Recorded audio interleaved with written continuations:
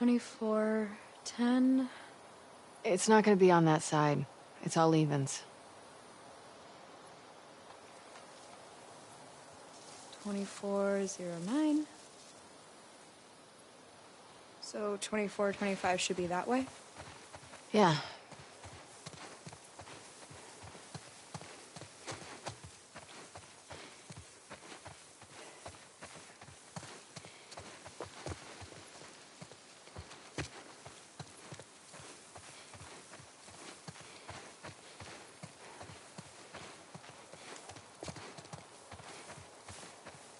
If the Fireflies are still out there, Yeah?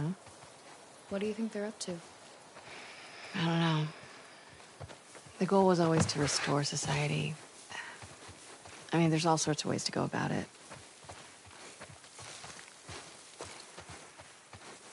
Where are you going?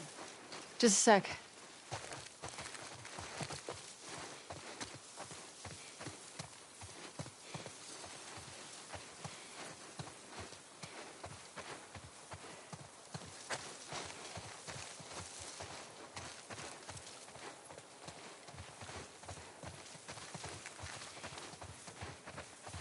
Seems like a strange place to find a resistance group. We had all sorts of outposts. Big and small. Best way to hide from the army.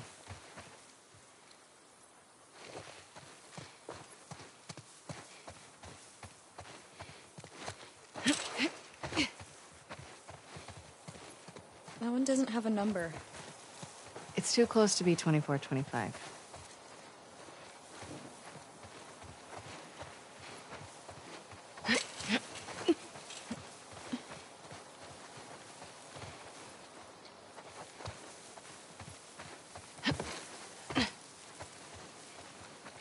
$24.17. Getting warmer. Oh, I hope not. I'm sweating already. You're such a goober. What? Nothing.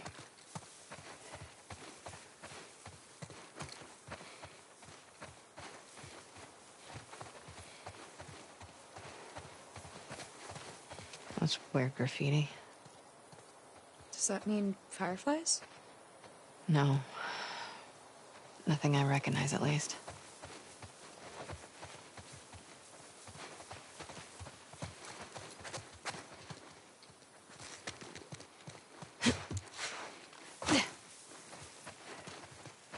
Hey, something's out there.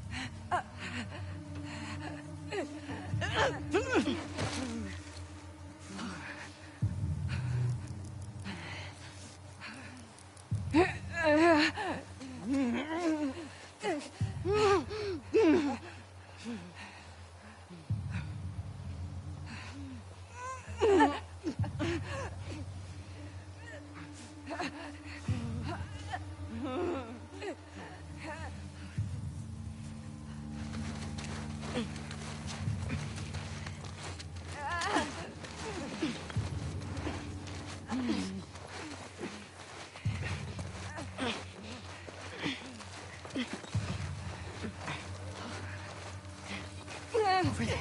There's a demon.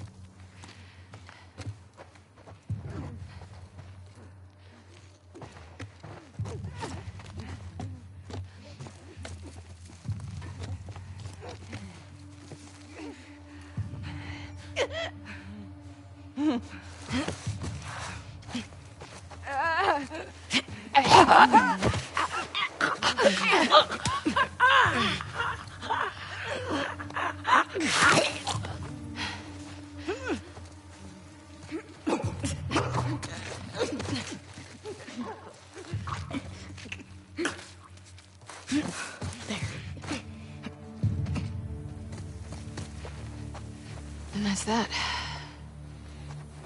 Yeah. Knew something was out there. Yes, you did. Keep your guard up. Go back to finding that house. 2425. Attaboy.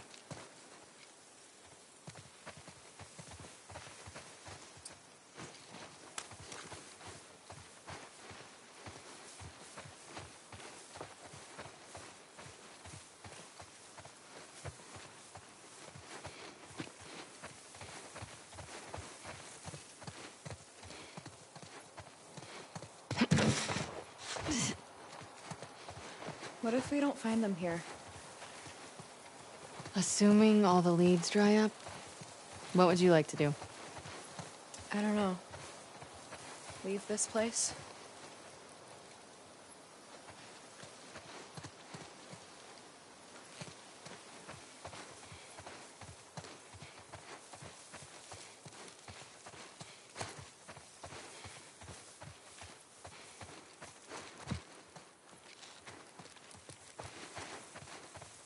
That's not it.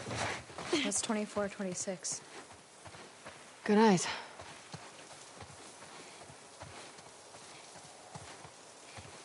24, 29. Too far.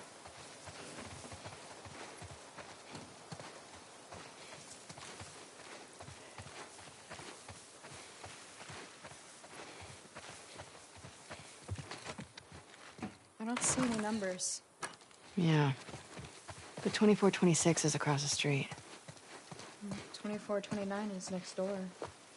This has to be it. Right? Let's see. Good enough.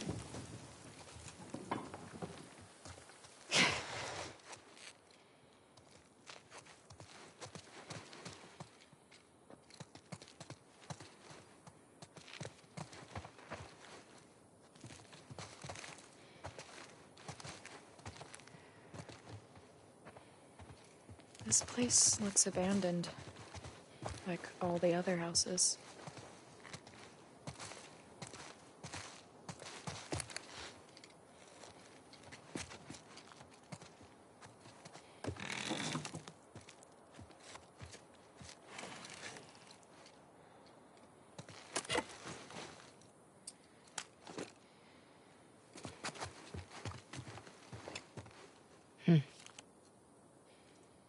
24, 25 constants. This is the place. Okay, but there's nothing here. We don't know that yet.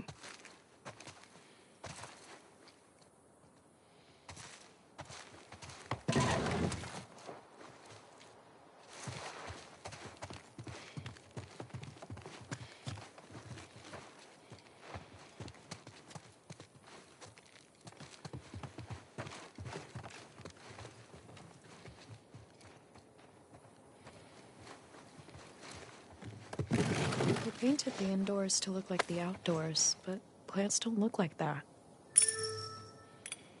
It's more like a child's dream version of the outdoors. In the old world, it'd be common for them to decorate kids' rooms like this. My dad painted a colorful jungle for me. Oh. Yeah, I would have loved that. I bet she would have.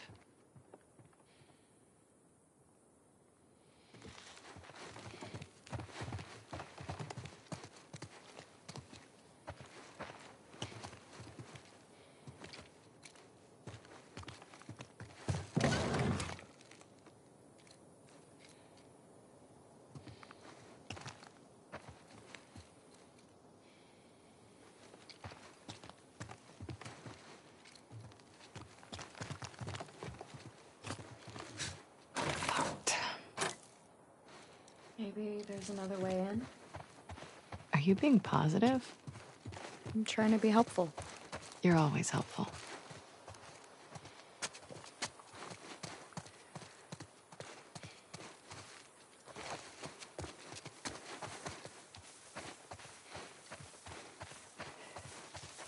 What about...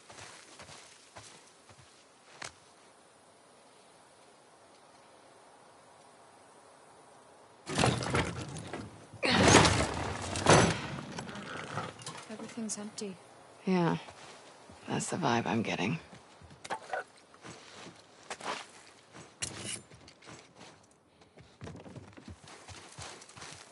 Remember the last time we were in a pool?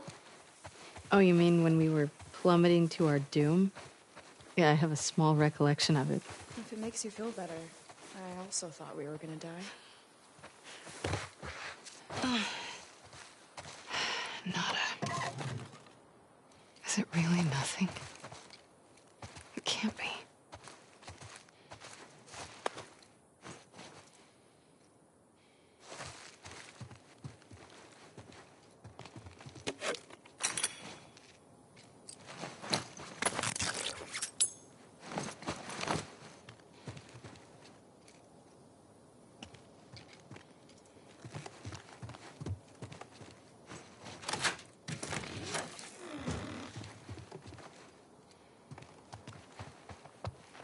Lev, I think we're done here. No, wait. You find something?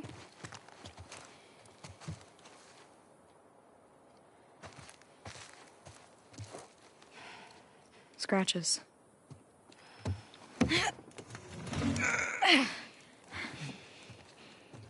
Scooch.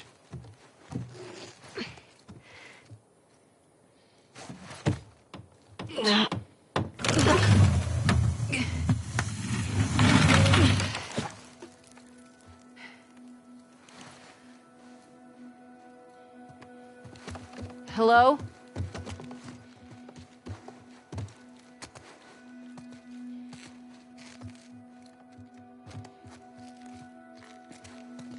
Been a while since anyone's been here.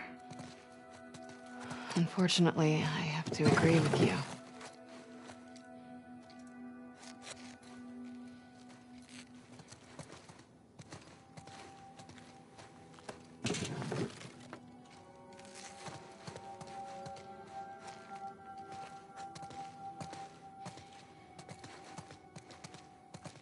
Pretty nice barracks, all things considered.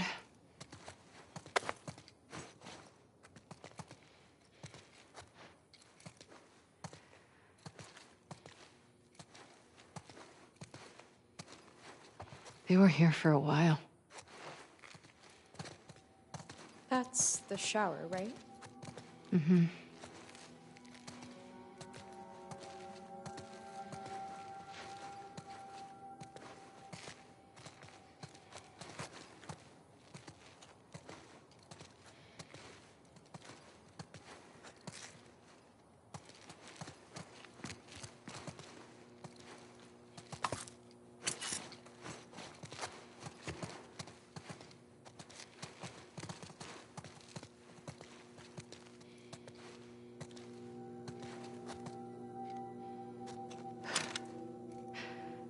this. They've got solar. Oh.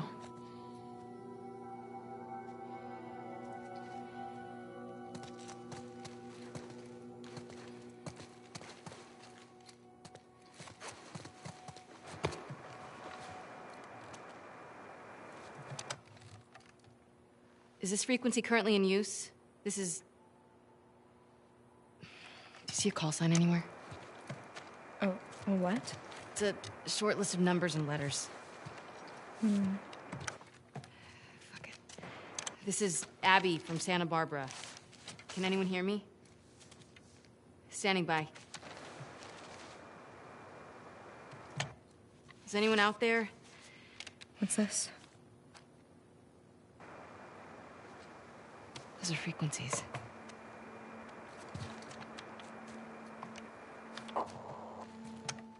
Is this frequency currently in use? This is Abby from Santa Barbara. Is anyone out there? Are these other Firefly outposts? I don't know. Can anyone hear me? Hello?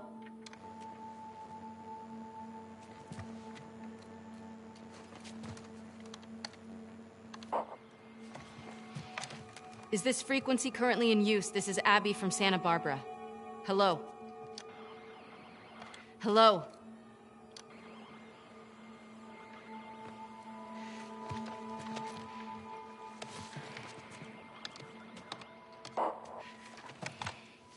Is this frequency currently in use? Hello, this is Abby from Santa Barbara. Can anyone hear me? If anyone can hear me, please reply. Please answer.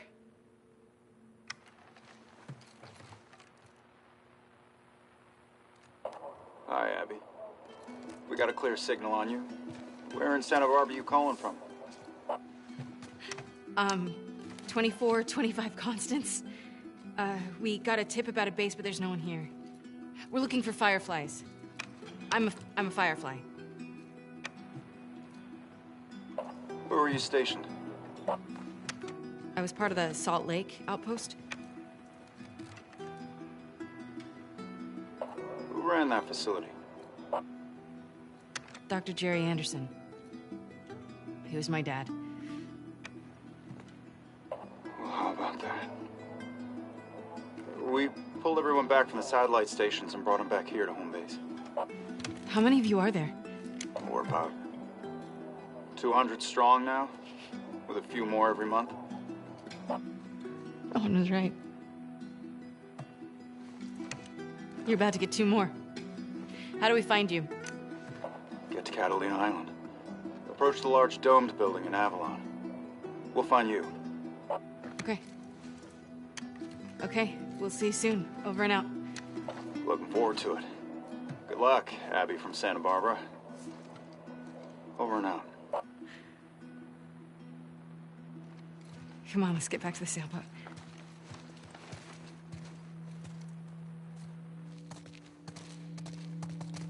Okay, fine. You were right. What was that? Why do you make me repeat whenever I'm wrong? 'Cause it makes me feel better. And 'cause it happens so rarely.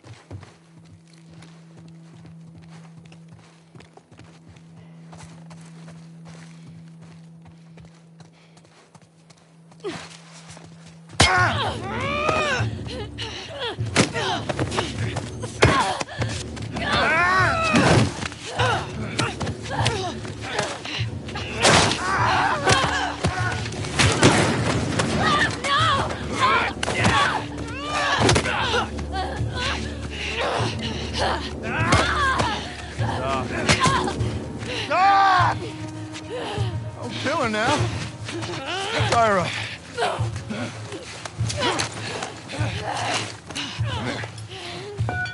Come here, let me see you. You ready? Wait, what are you doing? Wait. Fuck, man! You're fine. Get that little one.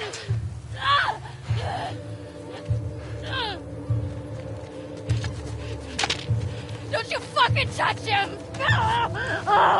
Shit.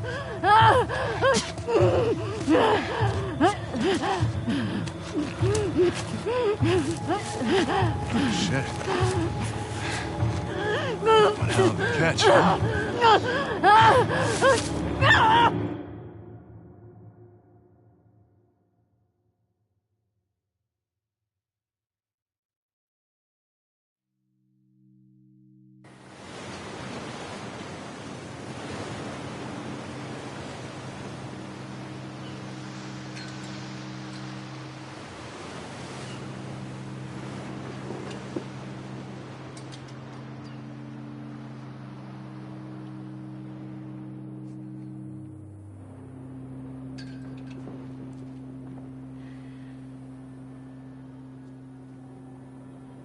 Where did you go from here?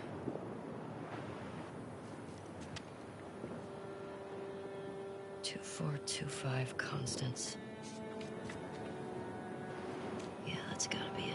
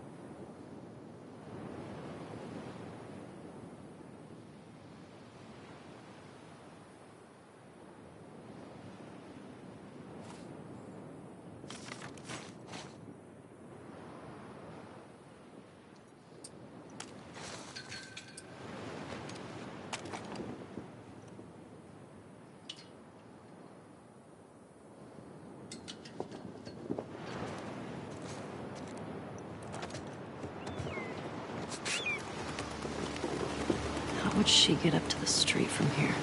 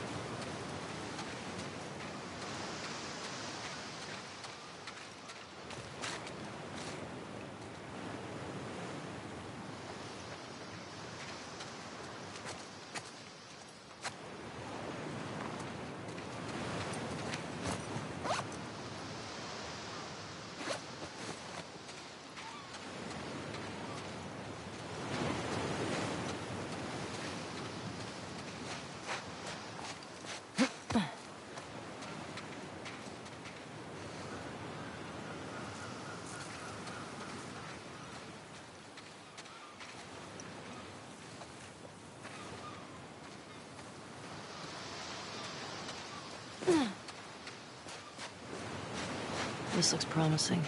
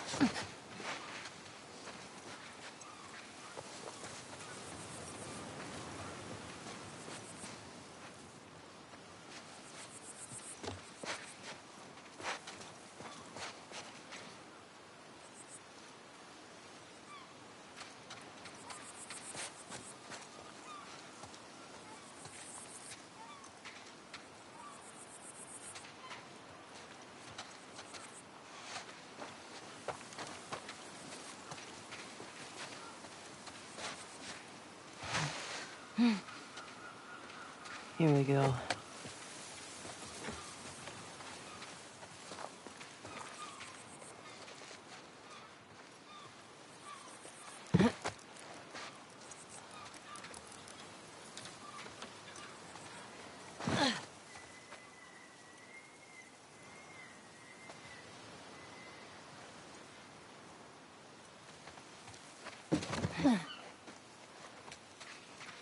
Okay.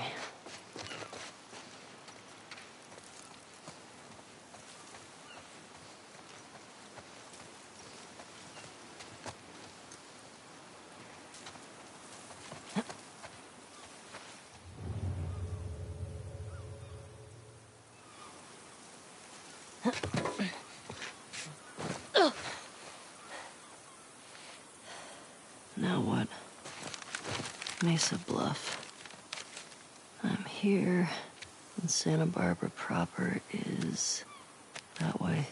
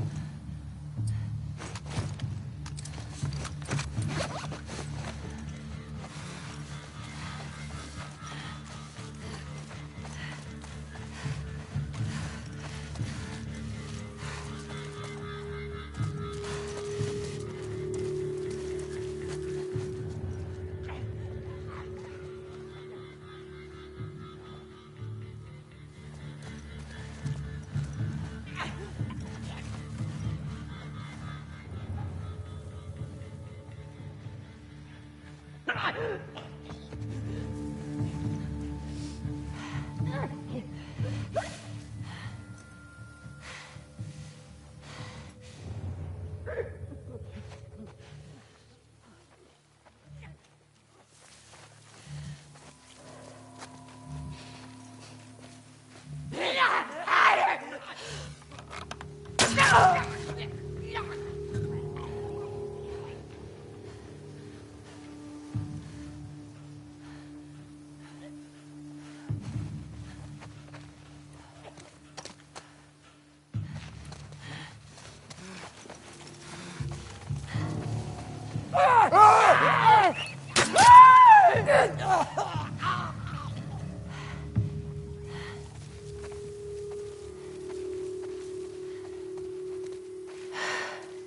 to it.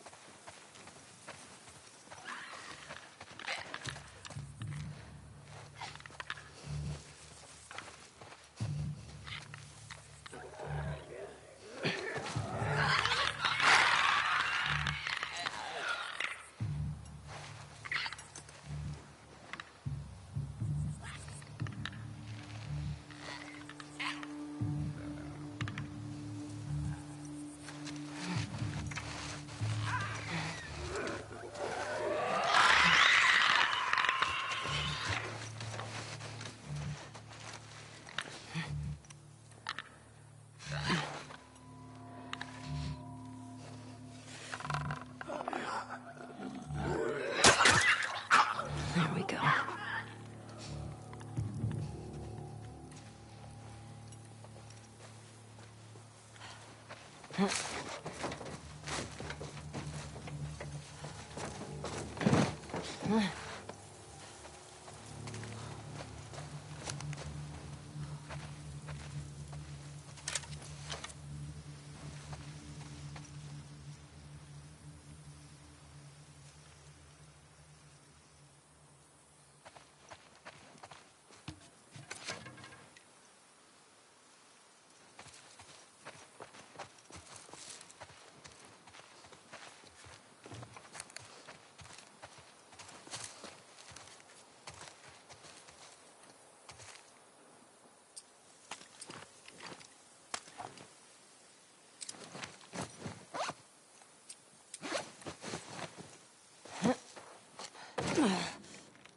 Hope I can cut through here.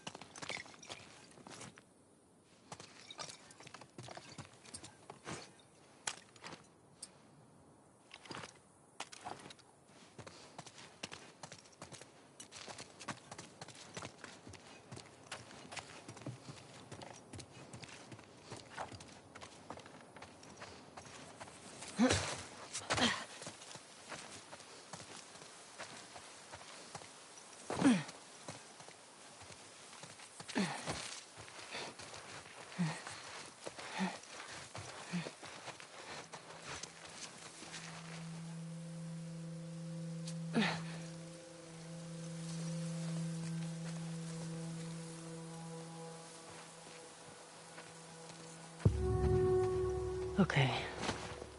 Santa Barbara's downhill. 24, 25 constants.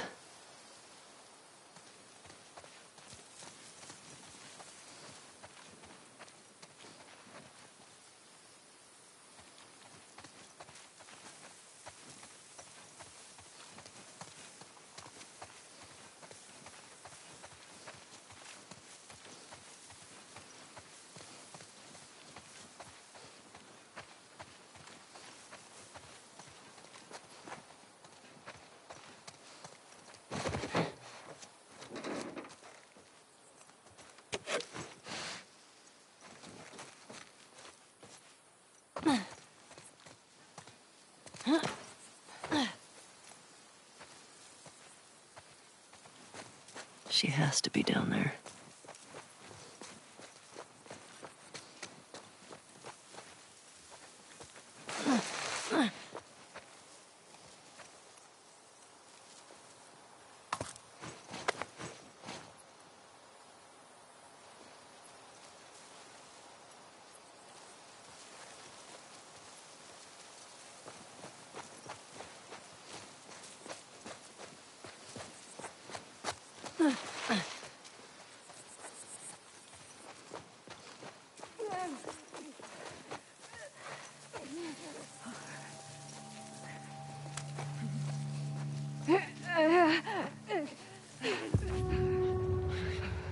I think I can get out that way.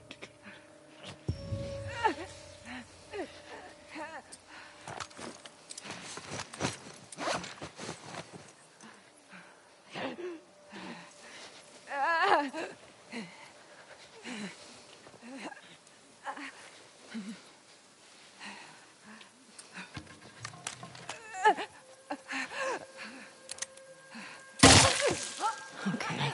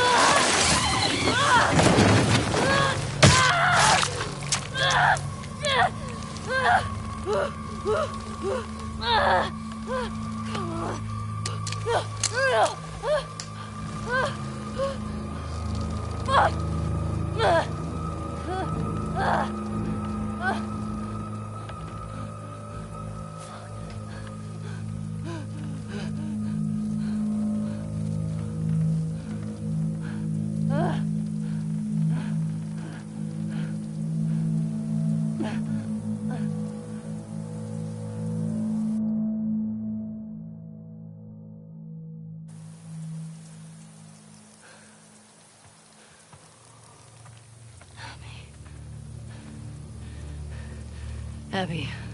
I found you. I found you. See? We got a live one. This bitch is fucked up.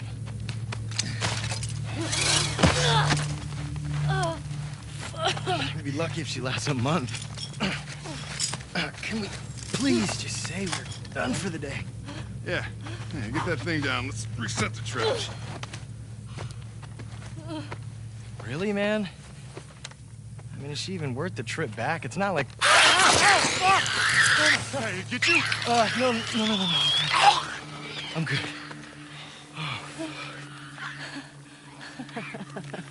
Something funny? Looks like you shit your pants. Fuck you say? Oh, little bitch. Oh, you like funny, huh? Get up. Come on. Get up. We don't need No, this. man, she's fucked up anyway, man. Come on. Yeah, it's funny, right? It's funny. Serious? Come on. Laugh.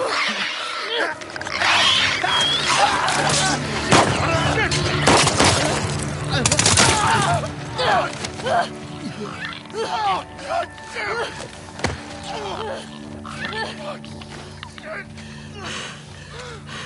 Wait. You said Abby. You're looking for an Abby, right? We picked one up a couple months ago. Yeah, sure. Oh, no, big girl. Blonde. Arms like mine. She had scrawny kid with cuts by his mouth. Yeah, that's her. You let me go. I'll tell you where she is. We'll get to her before that infection takes over.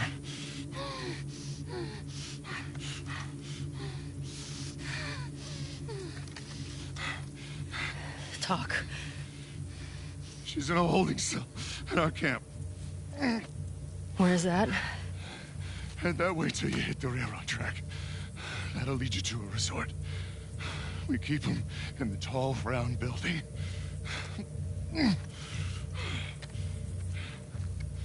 Oh.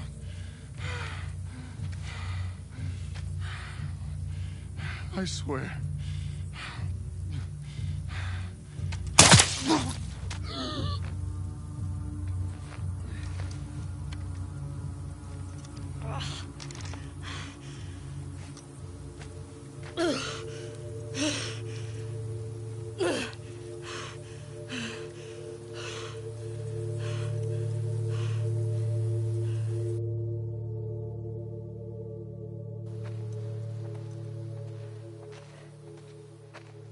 Tracks to resort. Tall round building. Tracks to resort. Tall round building.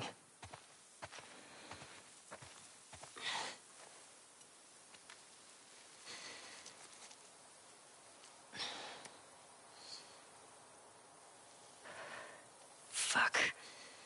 Over here! Aim for his leg! We'll go back.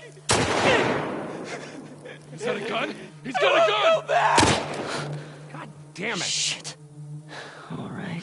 Fuck did he get a gun? Tell the others to search the area. Make sure he's the only one that got out. And watch out for infected. Yeah. I find out anyone helped him. They're going in the fucking pool!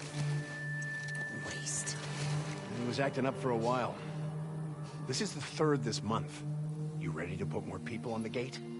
People on the gate need to do their fucking jobs. Go look around. I want to know if he was alone.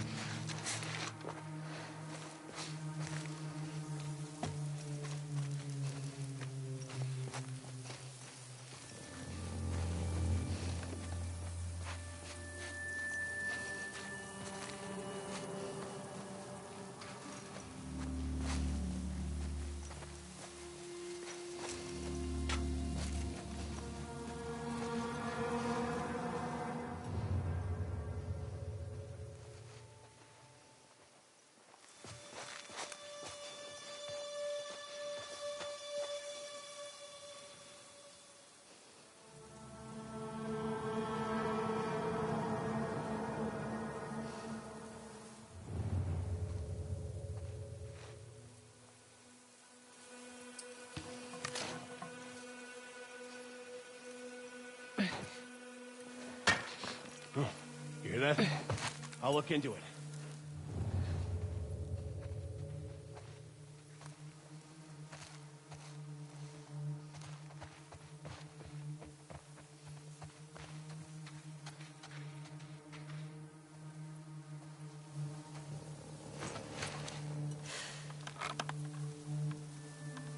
You got anything?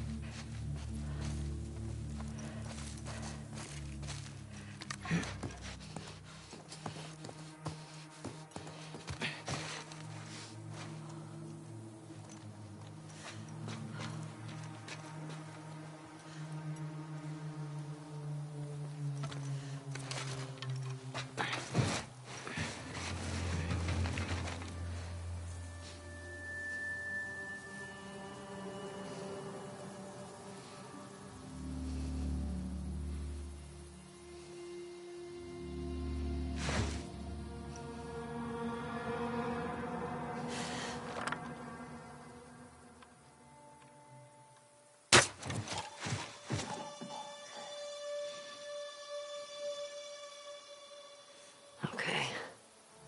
Where are the others?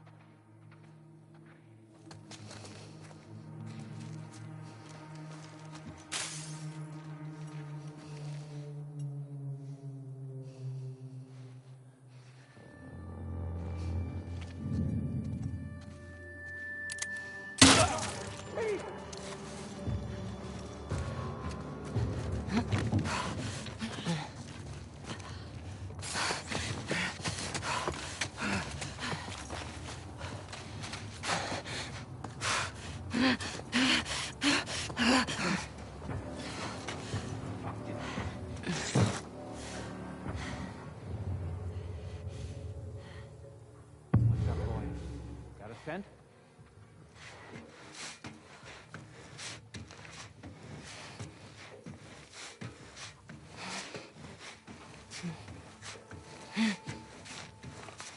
Go on.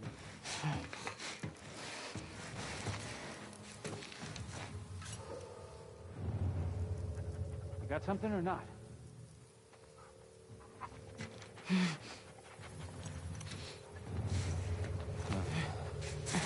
trail.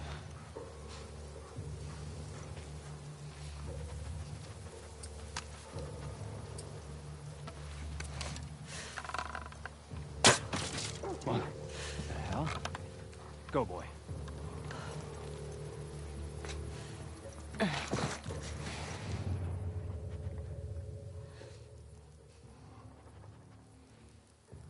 Nothing, boy. All right. Come on.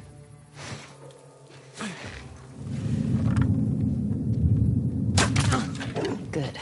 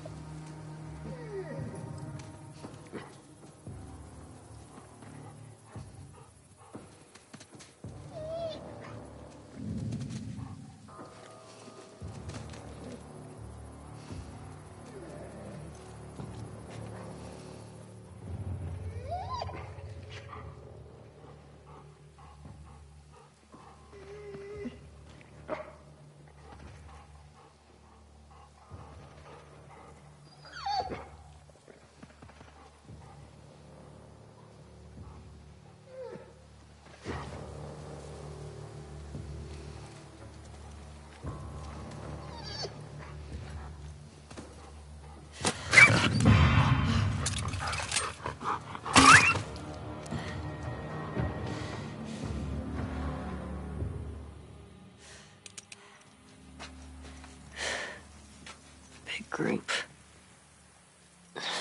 Better find her before these idiots kill her.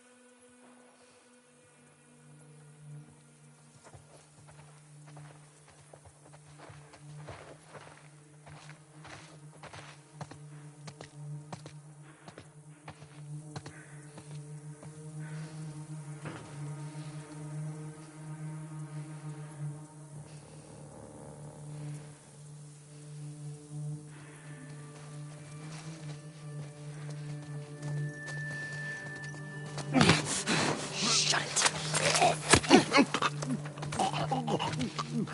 it.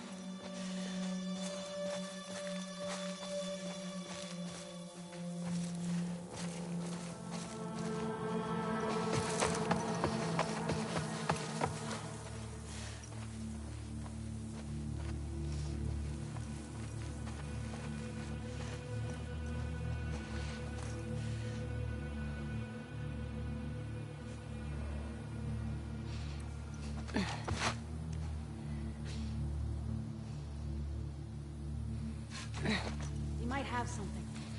Pick something up, boy? I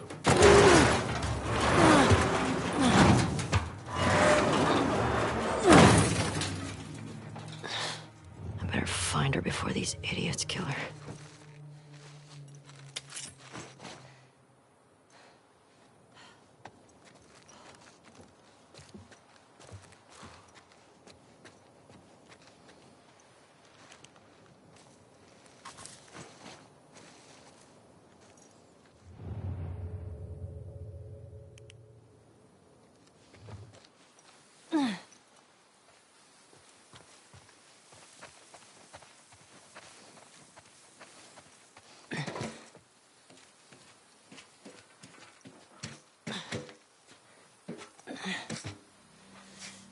Shit.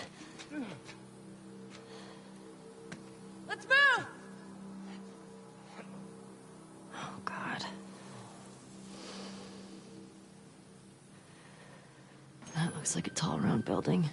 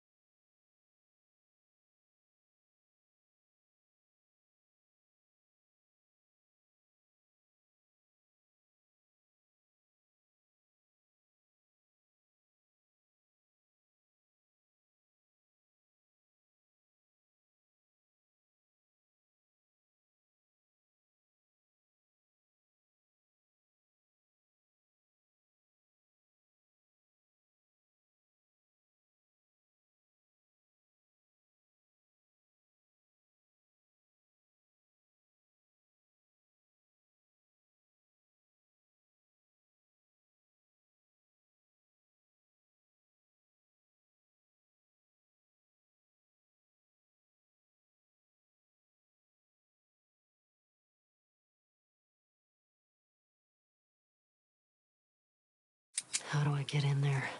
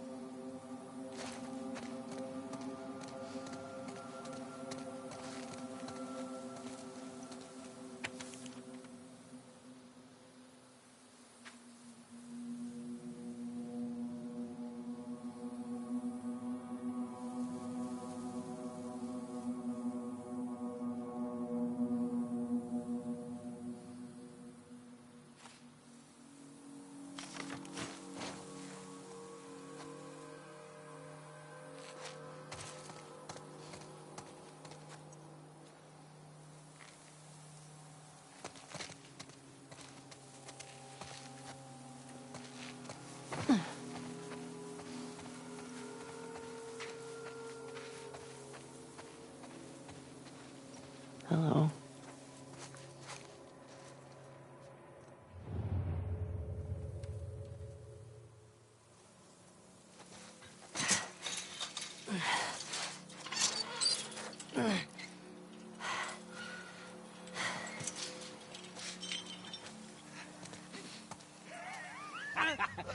Come on, you can do it. Just a little closer, buddy. Dude, leave him alone.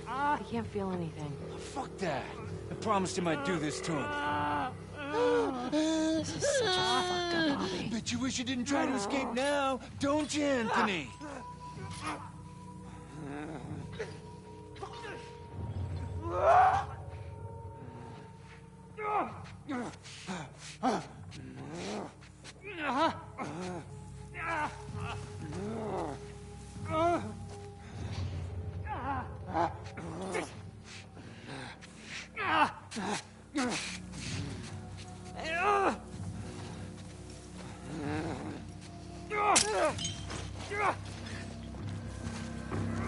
What's he infected?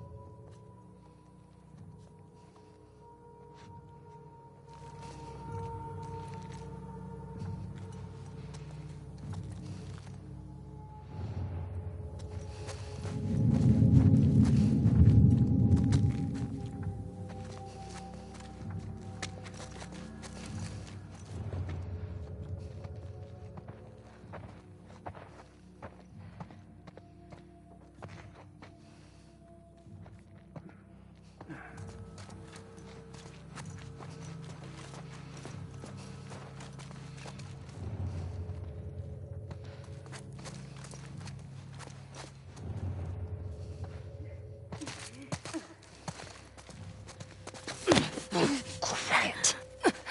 Can't take all of it.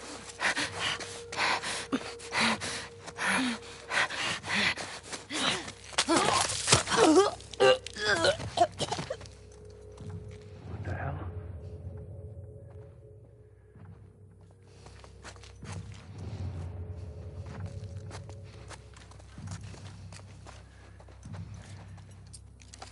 Dude, he's fucking dead!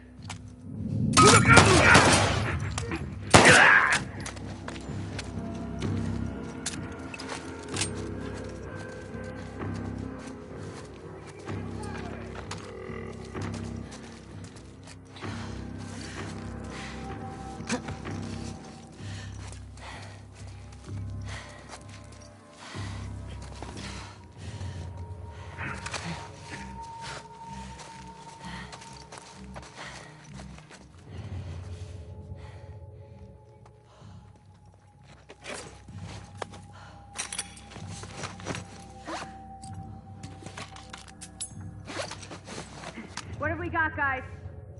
Anybody have anything? Anyone?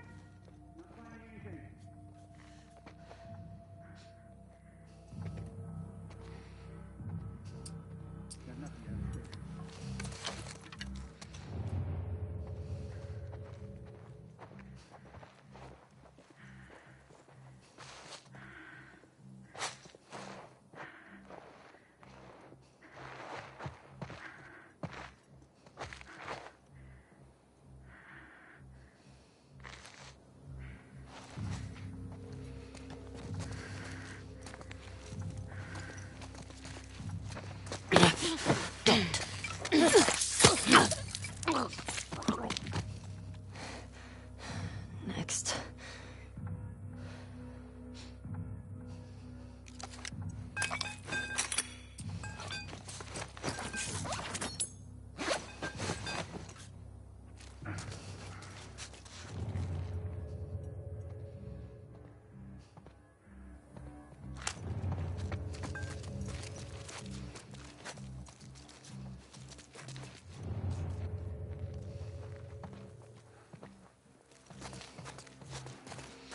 Holy fuck.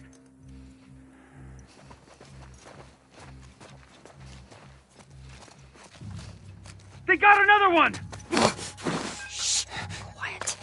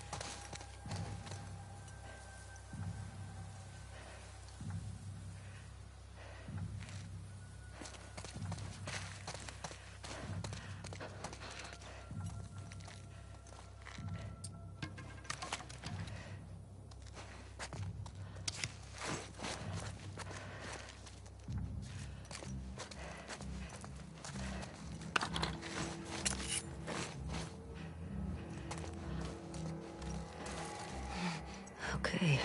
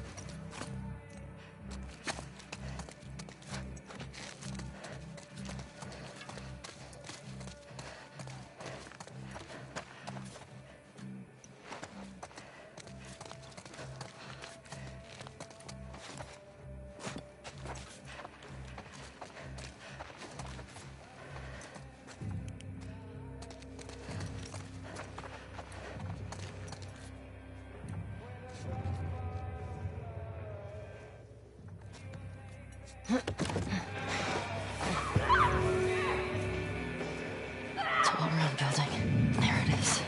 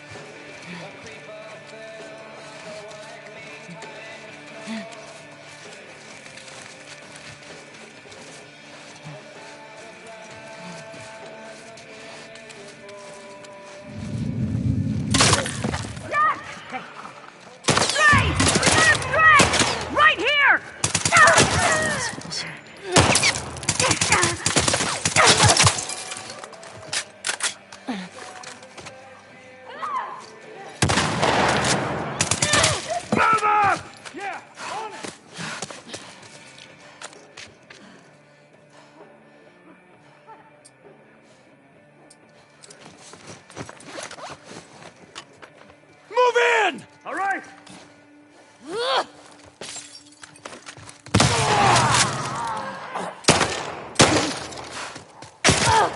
Got her.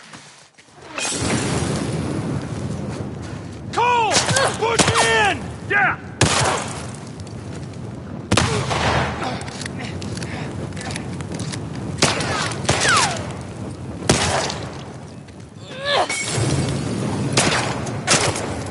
Don't let her.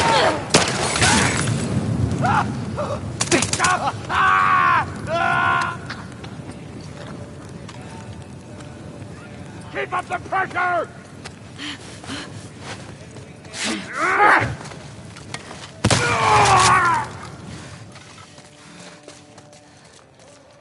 Keep it up! You got it!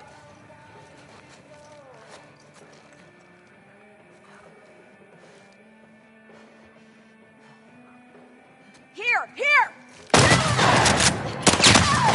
Andy!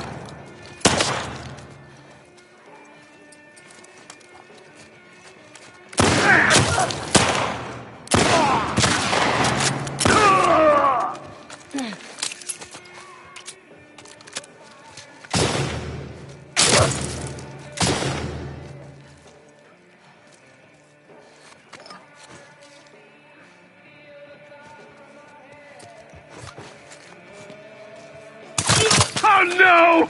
You're dead, you hear me?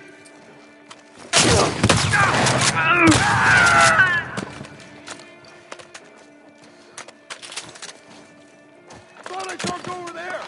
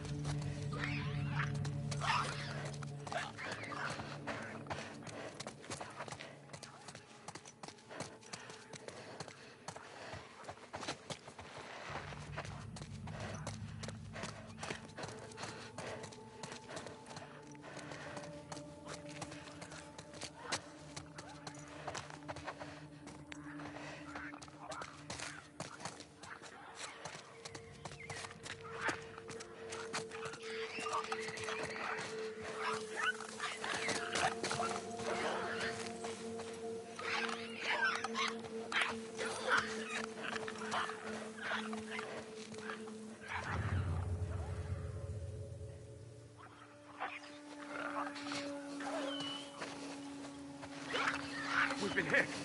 What happened? I don't know. It's gotta be a fucking stray. Shit! Spread out! Guard the tower!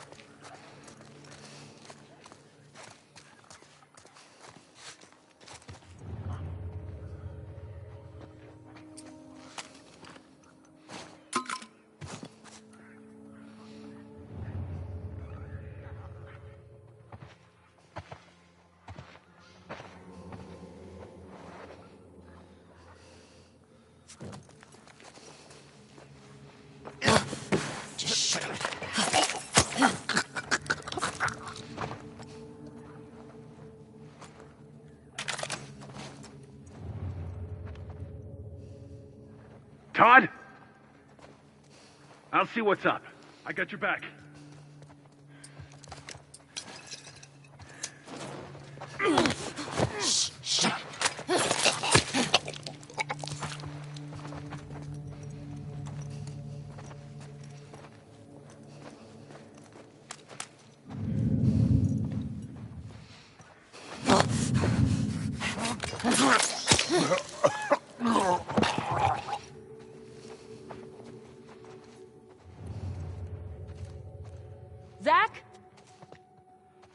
Let's go see what's up.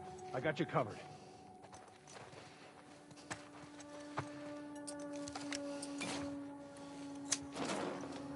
Someone got me!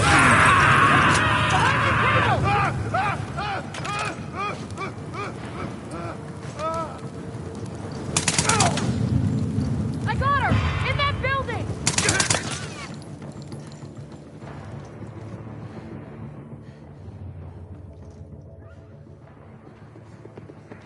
Take her down!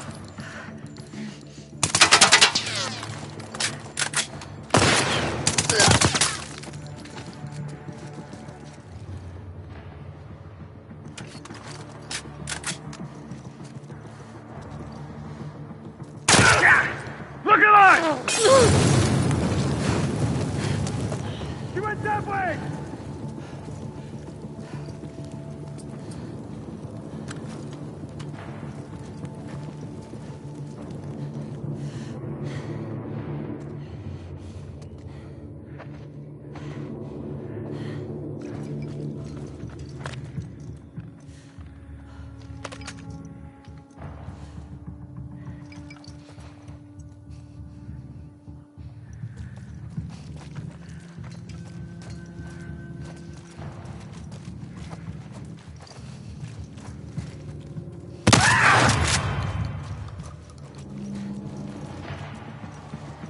Better start running.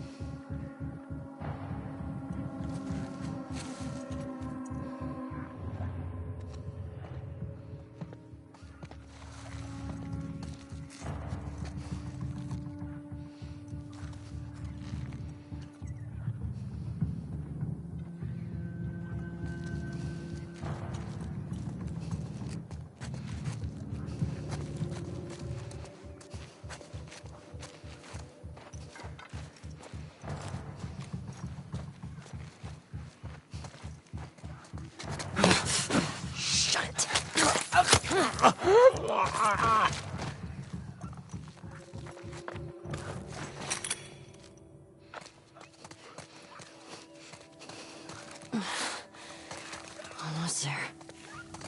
Where are these fucking prisoners?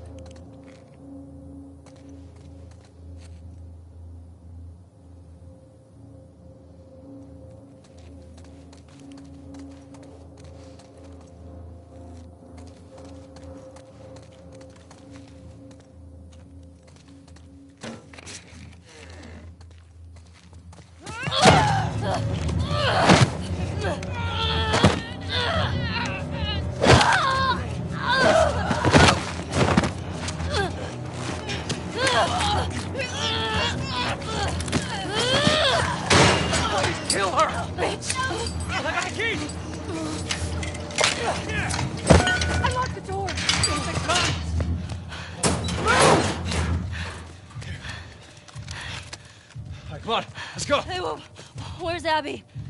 She's bit! Keep back! Hey, don't put that fucking thing in me! Hey! Abby tried to escape. She's down in the pillars. The pillars? Head down to the beach. You won't miss it. She's probably already dead.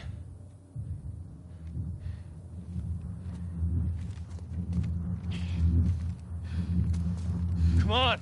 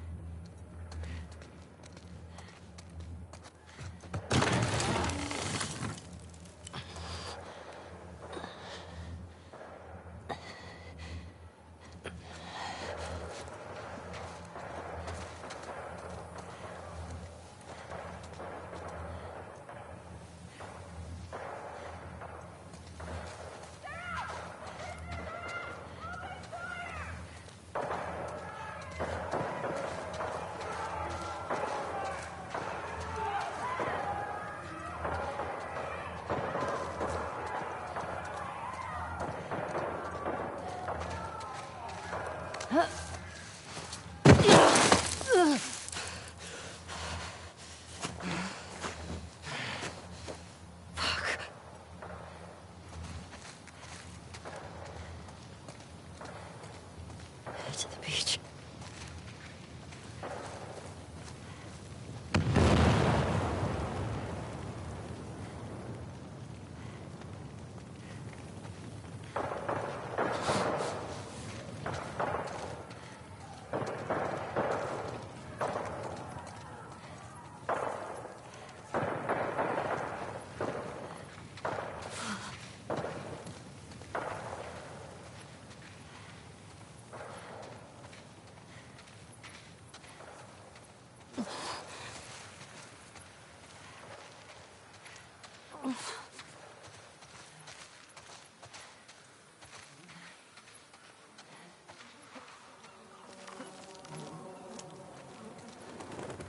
Holy.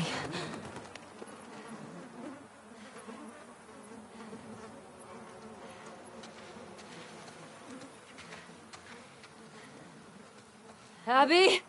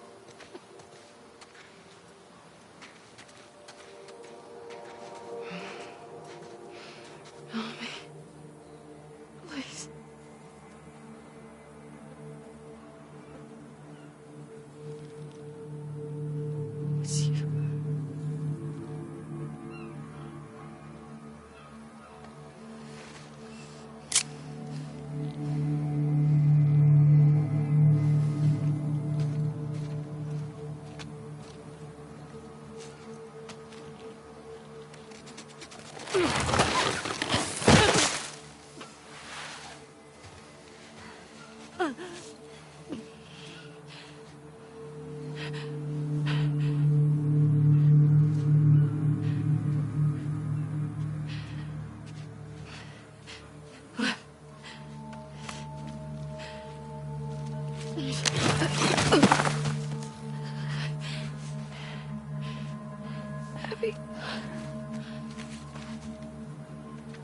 I got you. I got you.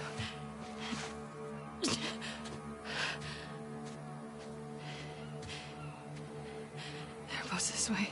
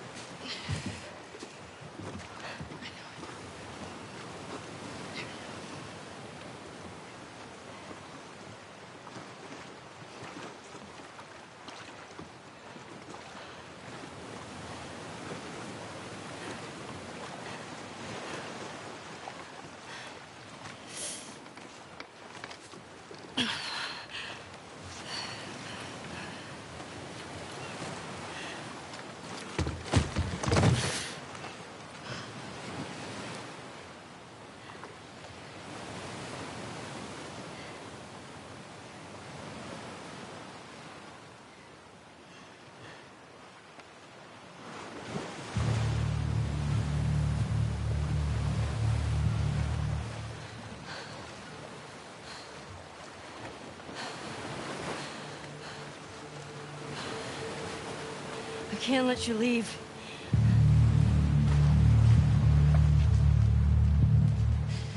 I'm not doing this.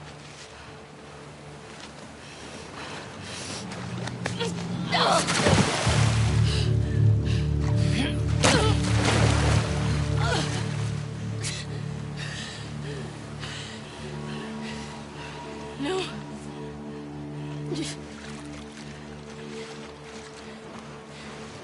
I'm not gonna fight you. Yes, you will.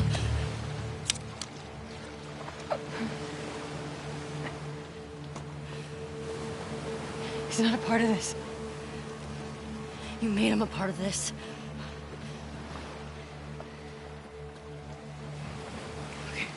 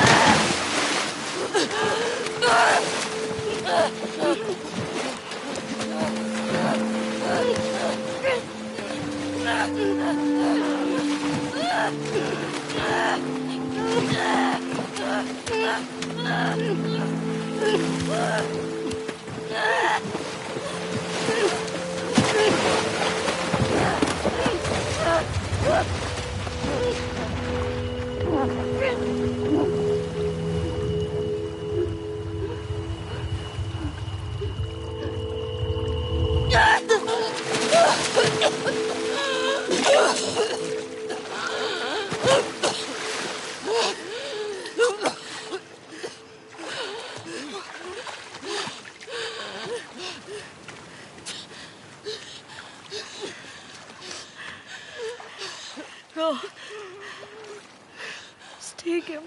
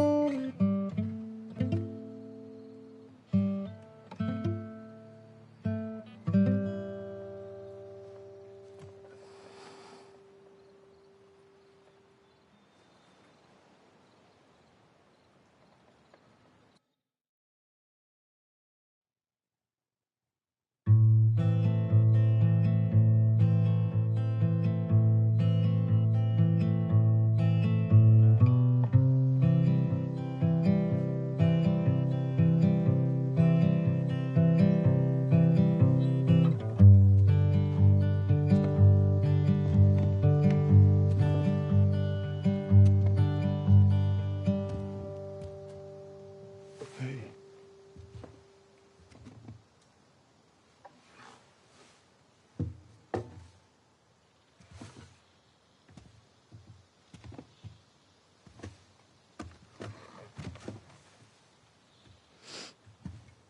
What are you drinking? Coffee. Where'd you get that? Those people that came through last week. Oh. A little embarrassed as to what I had to trade to get it, but it's not bad.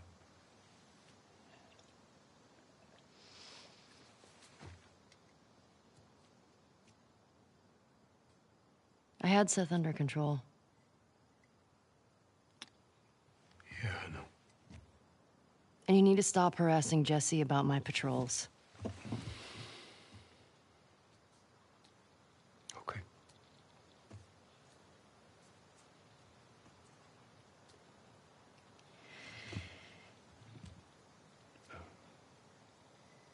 Dina. Is she your girlfriend? No.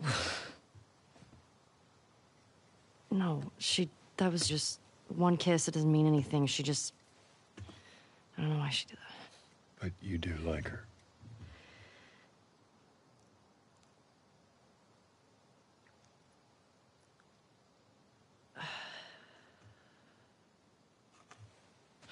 So stupid. Look, I have no idea what that girl's intentions are, but I do know that she would be lucky to have you.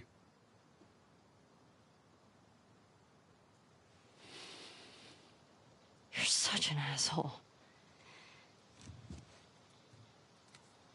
I'm not trying to. I was supposed to die in that hospital. My life would have fucking mattered. But you took that from me.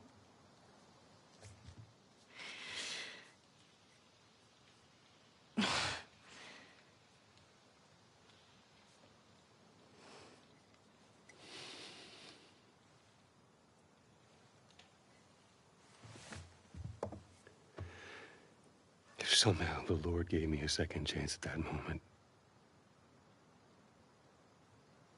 I would do it all over again.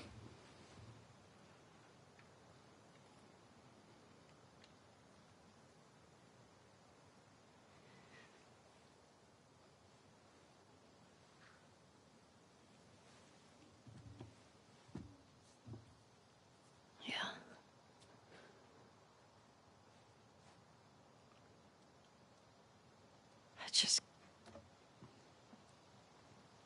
I don't think I can ever forgive you for that.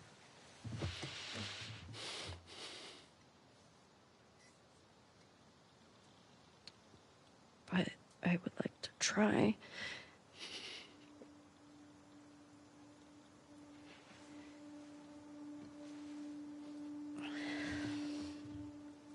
I'd like that.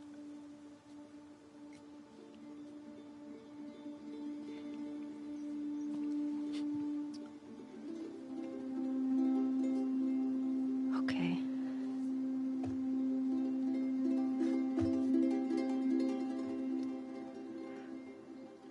I'll see you around. Yep.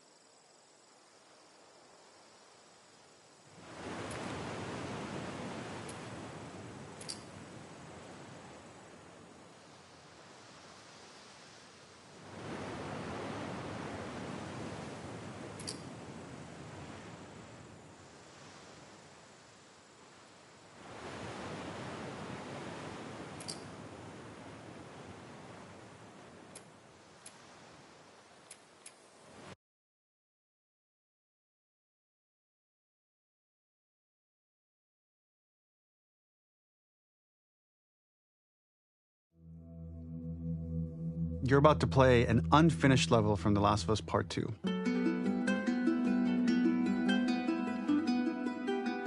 The reason we added this section is there are a few sequences, and we picked the 3 of the best ones, that we cut from the game. You know, often we build a game that's much bigger than what ends up being the final product. They were months away from being finished, but we wanted to give you an insight of what it's like when we built a game, because often we have this whole thing constructed and it doesn't have final art or audio or dialogue. And here you get to see the building blocks of what it's like when we first string a bunch of these levels together. This is the intro to the first deleted level, and this one is the roughest of the 3. We wanted to show more of how Jackson operates. So this is the festival where Ellie ultimately kisses Dina. This sequence would have come very late in the game as a flashback sequence while you're in the farm with Dina. And we wanted to show what is the rest of Jackson doing, and wanted to put on the stick, make it interactive. So you could see when you're outside, there are all these almost like carnival games that you can play. You could mix drinks, you could play with these kids that are playing a sort of clicker Marco Polo, sit down and listen to conversations. And all the different interactions were first or second pass, very, very early passes. The building blocks are there, but nothing is final. And ultimately, while we were very excited by this sequence, it's pretty fun and lighthearted. It just slowed things too much as we're barreling towards the end of the story at this point.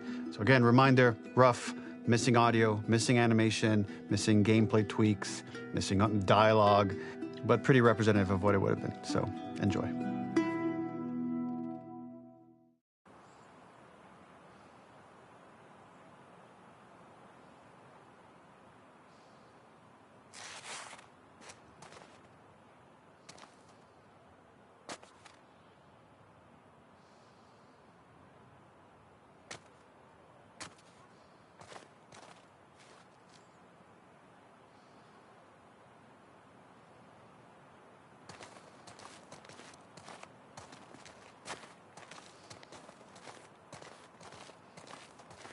Originally, this level was going to transition us to farm.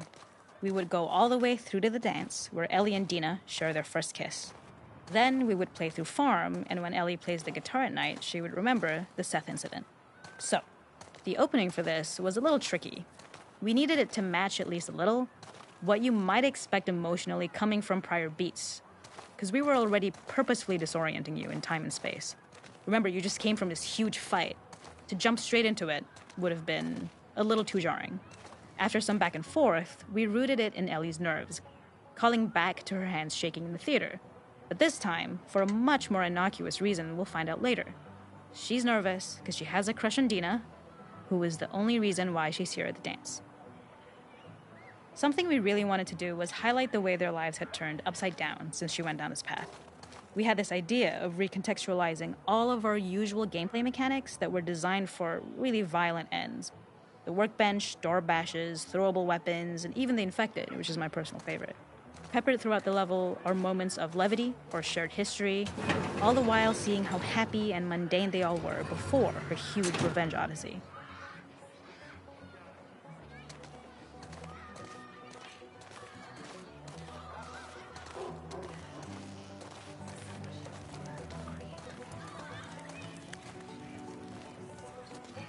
We use our workbench a lot to make a lot of things that kill and maim and hurt people.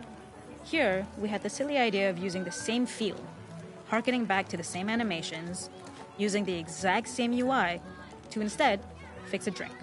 Like the workbench, you could pick your base, and then you could add something to it.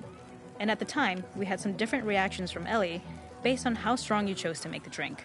Something we wanted to prototype, though, before it got cut, was picking up some ingredients around to add, like a lime or maybe a bottle of someone's favorite whiskey or salt, like you were earning upgrades. We also toyed with having Ellie carry around the drink you made and occasionally sip it, psyching herself up to go talk to Dina inside because she's nervous. It got too noodly though, because she would need to keep placing it somewhere before she did anything, so it would have ended up more trouble than it was worth.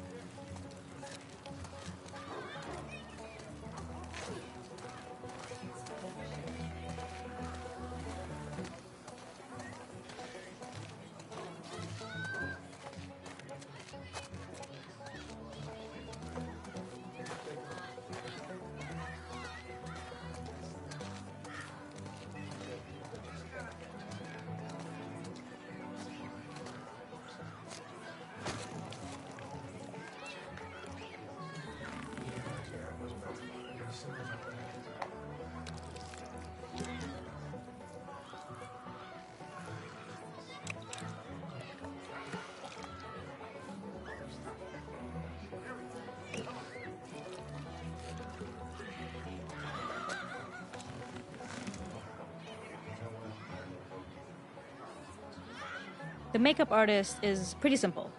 It's one of those little in-game scenes we peppered in to make it feel like Ellie had roots in the town. Hallie, our writer, mentioned that in her mind, an ex-girlfriend of Ellie's tattooed her arm to cover up her scar. So we figured this might be the only time you get to see that. We wanted to hint at it and allude to it and make it feel like there had been so much more that had been happening and so much more that Ellie threw away.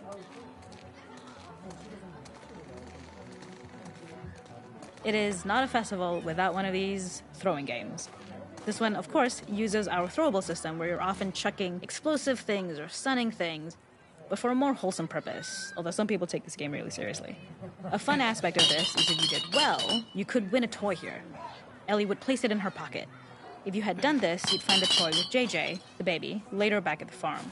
When we cut this, the toy made it through anyway because it was so cute. It is the same one you see on the tractor at the farm. Ollie the elephant. It is not a festival without one of these throwing games. This one, of course, uses our throwable system where you're often chucking explosive things or stunning things, but for a more wholesome purpose, although some people take this game really seriously. This is one of my favorite sections because I think that it achieves both the slice-of-life aspect of Jackson while also being a stark reminder of how dark the world that they live in really, really is. To attract attention and curiosity, one of the kids was supposed to make this adorable, messed up little clicker impression, and the others would giggle. We tried a version where if you got close enough, the kid might try to follow you a little before turning back. Since clickers are blind and move by echolocation, for this game of messed up tag, Ellie must close her eyes and listen for when the children give themselves away. The thought was that these kids are in relative safety. They still grow up with the dangers of clickers and runners, and all those lessons would embed themselves in the games that they play. When the festival got cut, they tried to preserve this moment and move it to the front of the game where the snowball fight is, as a tutorial. However, being in the headspace of a clicker doesn't really teach you how to deal with them. Eventually, it evolved, and they instead made the snowball fight, which was, I think, way more effective. For me, it's character illuminating that not only does Ellie know this game, she plays along. There's a familiarity with the kids that's really nice to see, especially because it's such a difference from the Ellie we see later, who has a sort of hollow normalcy that she's trying to get with JJ, but kind of fails.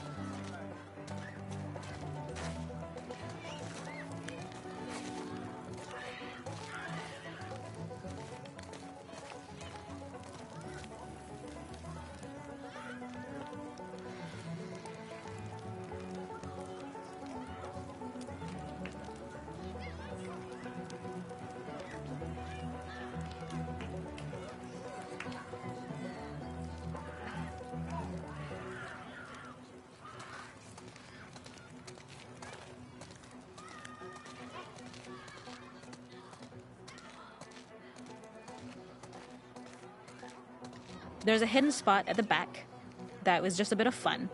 It was highlighting Jackson's normalcy with something we would find in a real world. In the back, you would find teenagers finding some alone time with each other in a dark corner of a party. It was rewarding the player for peeking into a hidden corner, but ultimately redirecting them back to the festival. We also had versions of them smoking weed here, despite Maria's consternation, probably having gotten it from Eugene.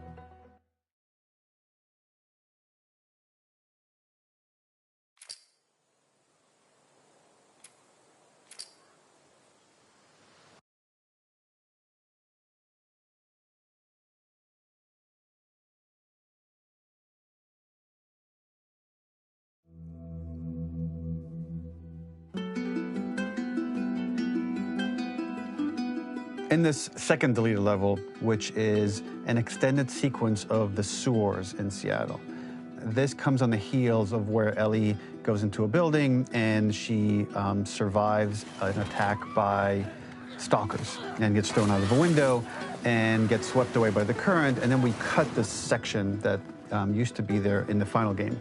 Now you will get to play it. So this was a way to get a bit more interesting puzzles, interesting traversal, figure out how Ellie can navigate the sewers with the fighting current, Ultimately, with a lot of these levels and these sequences, the reason why we cut them were for pacing purposes. But here it is for you in this very kind of raw form that part of it will feel finished, parts of it will feel like assets are missing as far as audio, animation won't be final. But it's a glimpse into what a game looks like when it's months away from finishing. Enjoy.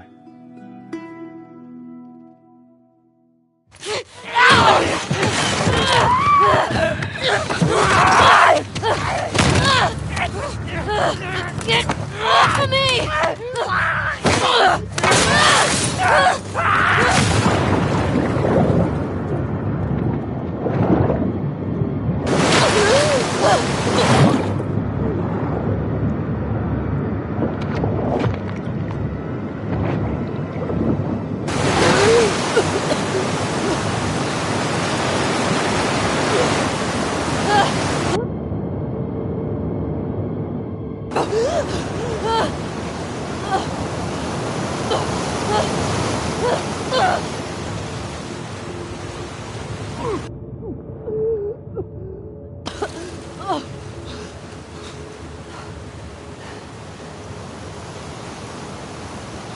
Okay.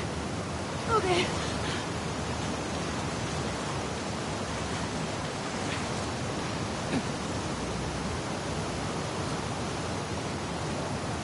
Fuck, Seattle. Okay. Where the hell am I?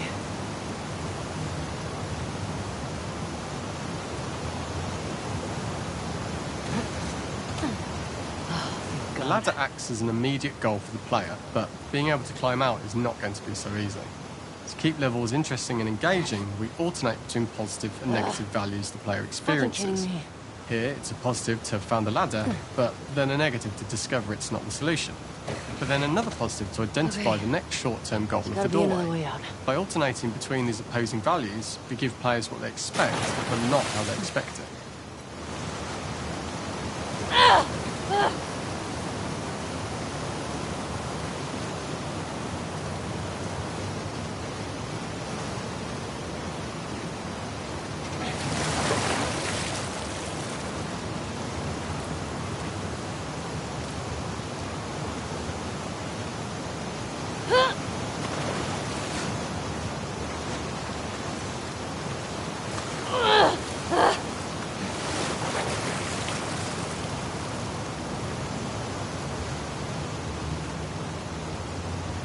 This level, internally known as Find Nora, was quite long in duration as we had to make Ellie traverse a far distance to the opposite side of downtown Seattle.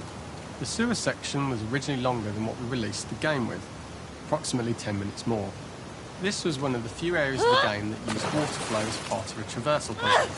The player has to go upstream to use the current to get to the platform to reach the other side. We mostly cut this mechanic game-wide, however it remained in essence in the section swimming to the aquarium as Ellie, when you were avoiding the waves.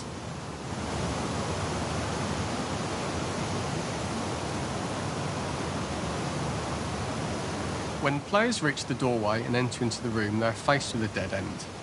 The real reason for this dead-end room is that on the reversal, when exiting back out of the doorway, players are faced with the route onwards. A pipe that they'd not been able to see when they were swept past it on the way in, and something that was hidden from view when on the side platforms. The intention here being that the only option is to go off the standard path in order to search for a way out. Get me the hell out of here.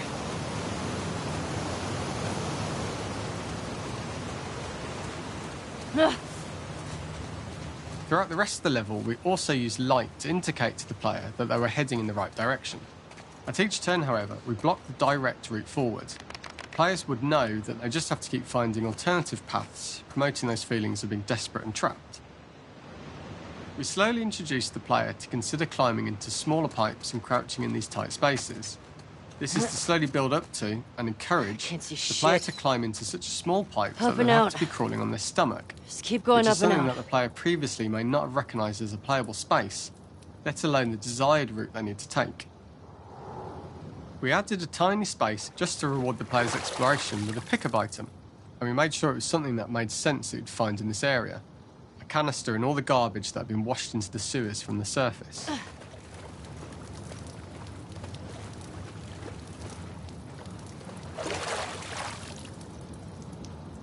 We loved the idea of making Ellie prone through a tiny, dirty pipe in order to get out, as it was a great opportunity to use our prone mechanic. A unique camera setup was created to support crawling in these pipes, as the standard prone camera is much higher above the player. We also created custom collision in order for Ellie to manoeuvre in these tight spaces easily. Initially, the oblong collision capsule around her character caused issues crawling around corners. We put extra effort into the custom corner collision, so the movement experience is as smooth as the main game. Fuck. Okay. Don't lose your shit, Ellie.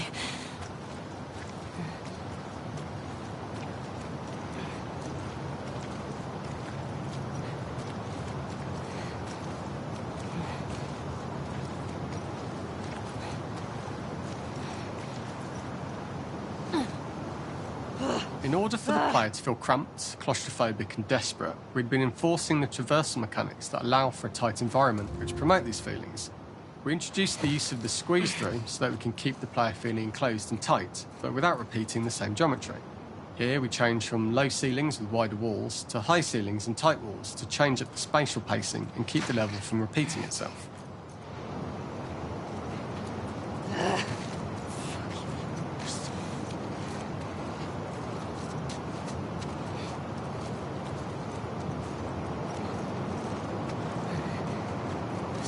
Shitty place to die.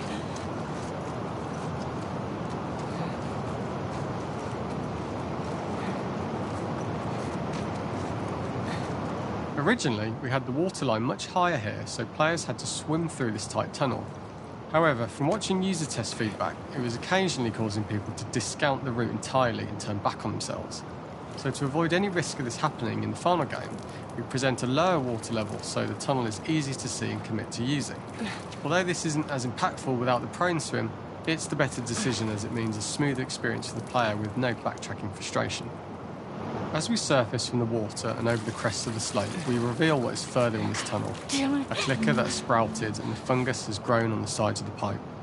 It was great to see people who user-tested this area becoming increasingly worried as we forced the player to squeeze past the fungus and inches away from the clicker's face, all the time not being sure whether the clicker might be alive or attack them.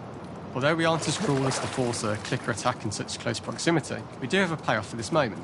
This clicker momentarily turned into Joel to show Ellie's PTSD from what happened to Joel at the start of the game. Come on. Ultimately, we decided to save this moment for the farm level, as it was more impactful there because it could become the centrepiece of that experience. Whereas in the sewers, we weren't able to make it as much of a narrative point and give it the breathing room and reaction time that it deserves, given the tight space. We draw the player towards this pipe, as it's seemingly the route out of the tight space. Fairly soon, it's obvious that this path is blocked. If the player goes all the way up to the bars that block the path, they are rewarded with a pickup, so this journey doesn't feel wasted. It was important to encourage the player to try to progress along this path so that they would subtly be thinking of progress in this direction. We hint to the player that there is a bigger, new space beyond this pipe by showing the player the waterfall.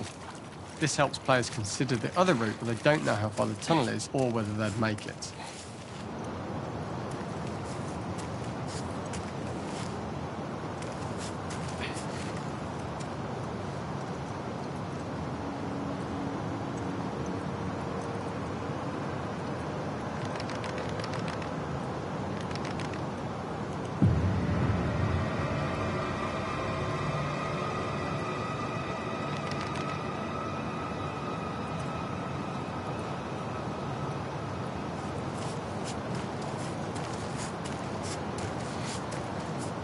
Oh, shit!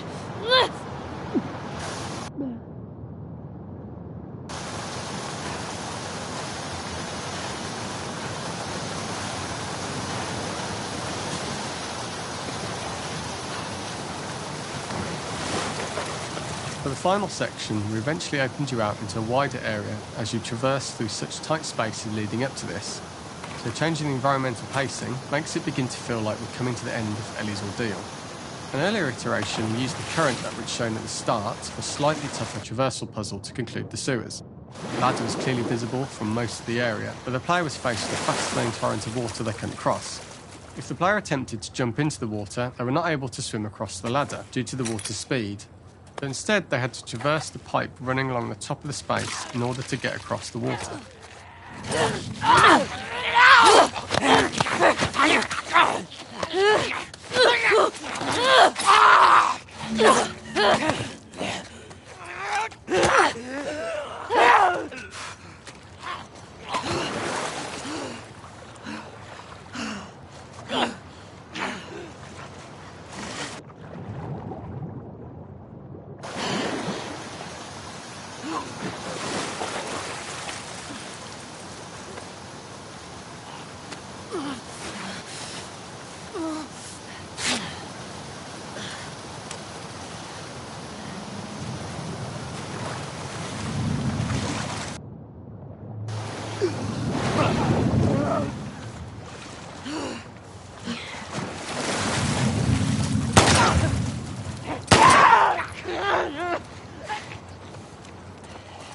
This is the first time we get to see stalkers that are embedded into the walls. So this optional room is a nice little early extra that the player gets if they explore. We also use the pickups to lure players over to be close enough to trigger the stalker's attack. This caused quite a few jump scares with user testers who played our game before its release.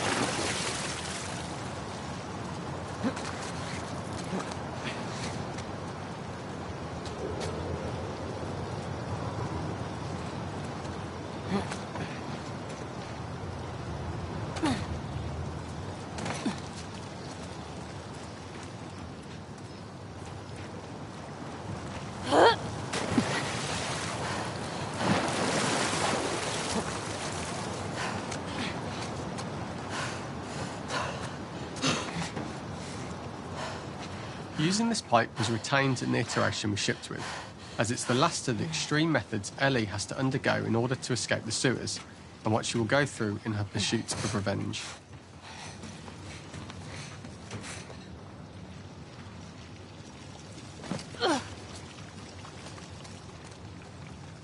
The last ladder climb is quite lengthy, and although we could have trimmed it down to a shorter climb, we liked how this last segment of the journey built anticipation for whether there was success at the top or not after all you've been through.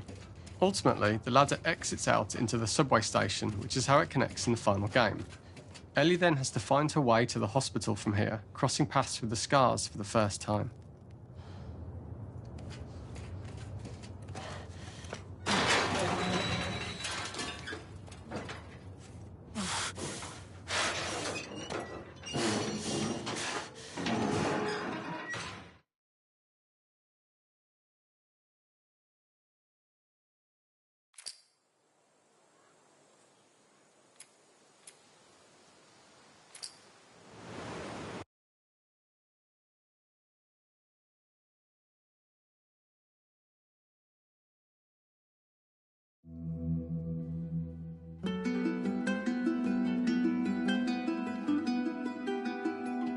For this third and final deleted level, what we call the boar hunt sequence, this was a sequence pretty late in the game. It was right after the whole Seattle Abby sequence where Abby spares Ellie. And then we wanted to come back into Ellie's story, but keep it a bit mysterious of how much time has passed, where is Ellie now? So we're coming in on Ellie, and she's following a trail of blood. And we wanted to mirror, in a way, the deer hunt sequence from the first game, but this time do it with a boar. And there's something with Ellie that now she can't let go of this violence. She's pursuing it, even against this innocent animal. This was another opportunity to show how the violence that Ellie has experienced, the violence that she witnessed being afflicted onto Joel, is still sticking with her, and she's still experiencing these PTSD moments. This was a sequence that was pretty far along and was cut pretty late in production. Parts of it are still really rough, but the gameplay, the building blocks were all there. I think you'll have fun to see, like, again, a rough, unfinished sequence that you can play. You can see all the way to the end, and including a cinematic that we end up cutting. and the remnants of the sequence ended up being mentioned in Ellie's journal. So this part of the story that we developed still made its way into the game as kind of optional stuff that you could read about, but here you get to experience it. So as a reminder, this is pretty rough, months away from being finished, but you get to see it now.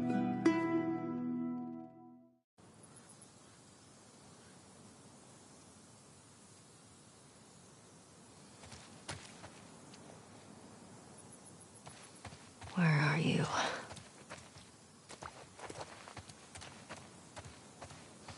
So the boar hunt was one of the hardest levels for me to work on. It was a huge challenge with the systems that we had, and we kept trying, but it never felt quite right. Originally, the level happened after the Jackson Festival, which also got cut, but before Farm. Once the festival got cut, it became the prologue to Farm. The intended experience is that we jump forward in time after the fight with Abby in the theater. We don't know where Dina is. We likely assume she's dead because she was just bleeding out. Ellie is alone. Her hair is short. So maybe this is the future or the present. And she's hunting. Hunting who? Abby still?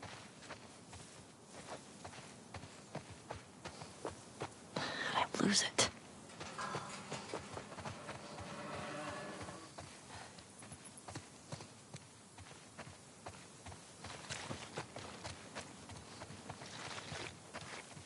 There it is.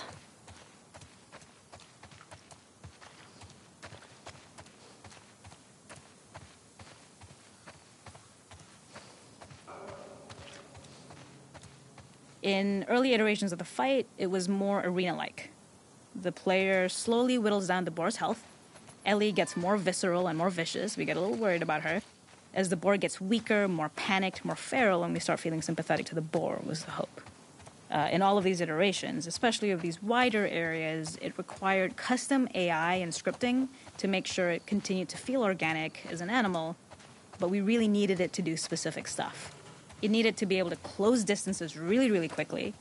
It needed to charge to attack, but we wanted the feeling of hunting, so we needed to track it down from afar. And we also needed to discourage the player from attacking the boar when it's that close, or it would kind of turn into this melee kerfuffle. How do we do this in our world while keeping the boar believable?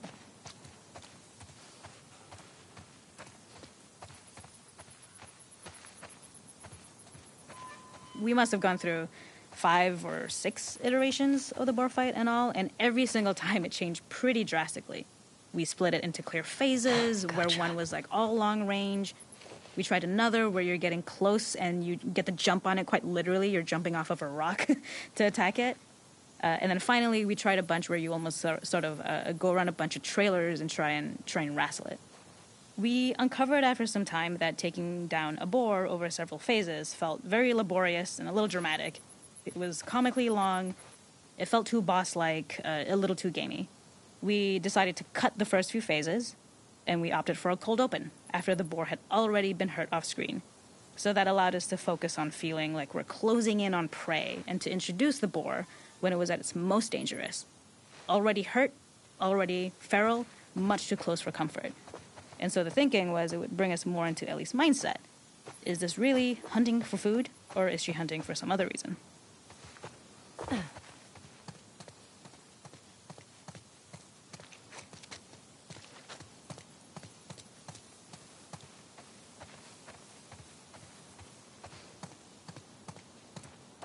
The gas station was built to highlight the boar's destructiveness. Since it's cramped, the boar feels larger. We also feel trapped with it, though perhaps it's trapped with us. When it charges, it gets to us quickly, so we must be on our toes. This made it more aligned with Ellie's sort of hunting for trouble mindset. Listening became more important, as well as moving around slowly so it didn't hear you. Could you spot it before it saw or heard you? And could you get a shot off quickly enough so you could dodge out of the way? Get in there. Or is the shot worth the cost after? It feels like a gamble. By the end of the fight, everything would likely be in shambles. The boar would burst through the back, and Ellie would follow it and finally enact revenge. Okay. I can't see shit. Ah! Fuck!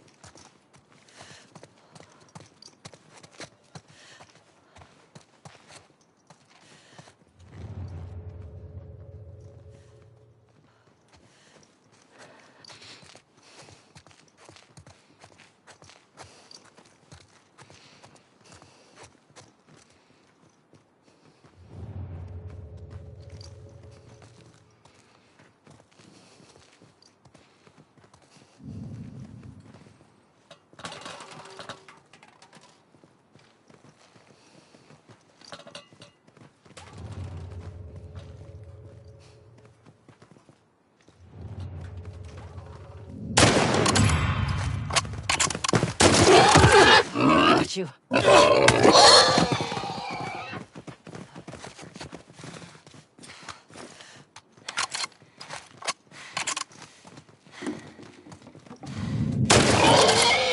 It's over. Nowhere to run.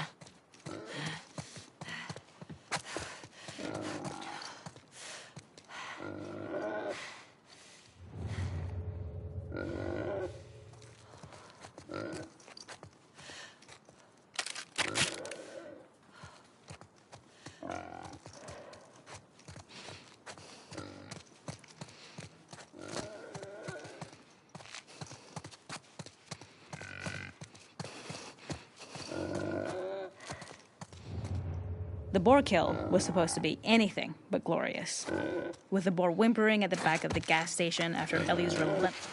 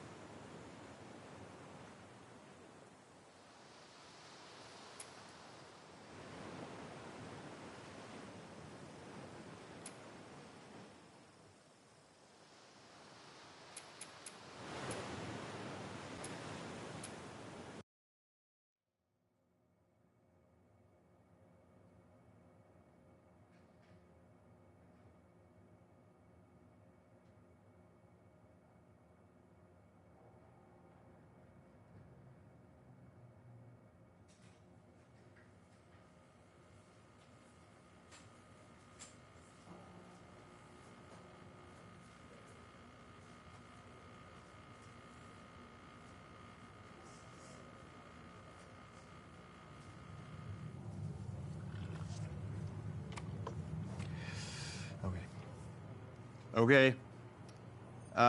Thank you all for what is about to be a very long presentation. So Anthony and I ran some numbers, and to our best guess, The Last of Us Part 2 is 10 to 30% longer than Last of Us Part 1. However, this is the most detailed story presentation we've ever done. Like, if you think about the presentation for T1, where we kind of talk about the quarantine zone in somewhat detail, even though most of it changed. And then it's like, and here are some things that might happen with Joel and Ellie. They might go into a spore-filled subway tunnel. They might fight some cannibals. At some point, Joel will get incapacitated. And Ellie, this has everything figured out, even though it might change. Every character is accounted for. Every cinematic is accounted for in this presentation, which means it's going to feel twice as long as the first game. So when you freak out, that's normal. That's part of this.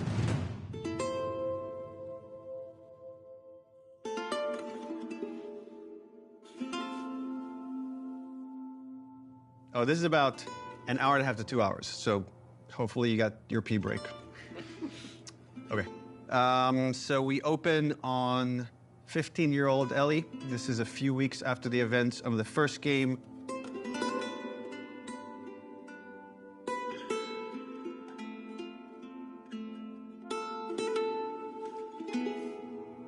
There's a doorway leading down to this basement. And Ellie sees Tommy, and he's just finished climbing out of this basement, and he's hurt bad, and he's rambling about something, needing to go after these people. Ellie's trying to ask him, what happened? Where's Joel? And he doesn't make any sense to her, and she starts to go downstairs. Tommy grabs her hand and tries to stop her, but he's too weak. She rips her arm away, and she heads down. And with each step, Her heart races faster and faster as she sees this trail of blood. She opens the door, revealing Joel's mutilated body.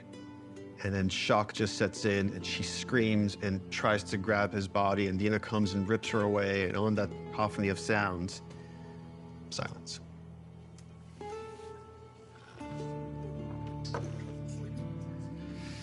Oh, we're just getting started.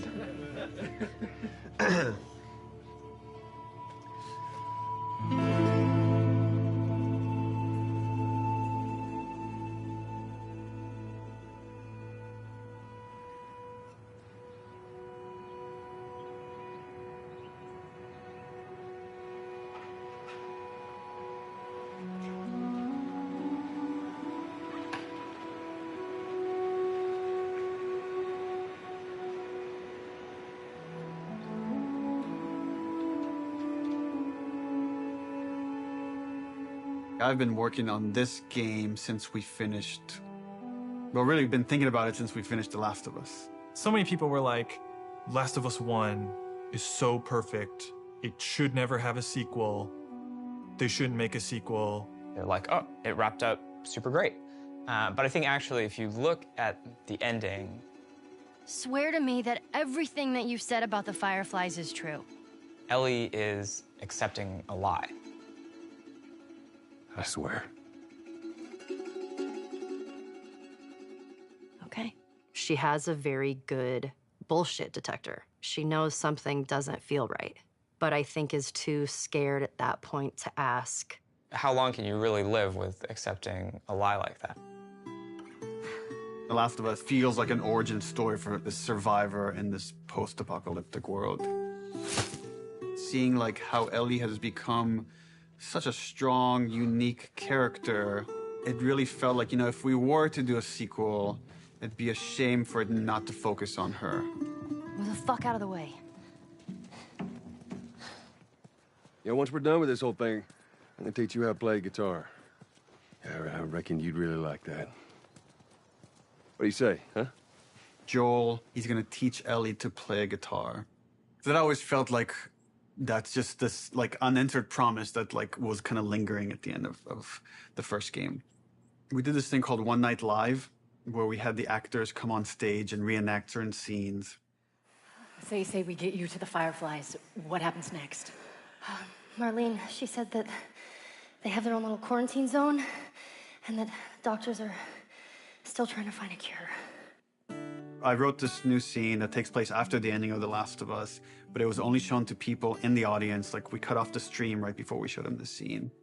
If I ever were to lose you, I'd surely lose myself.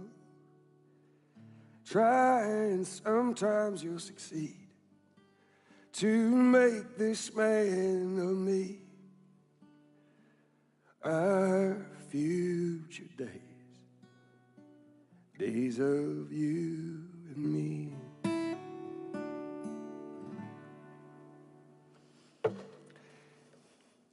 She's yours.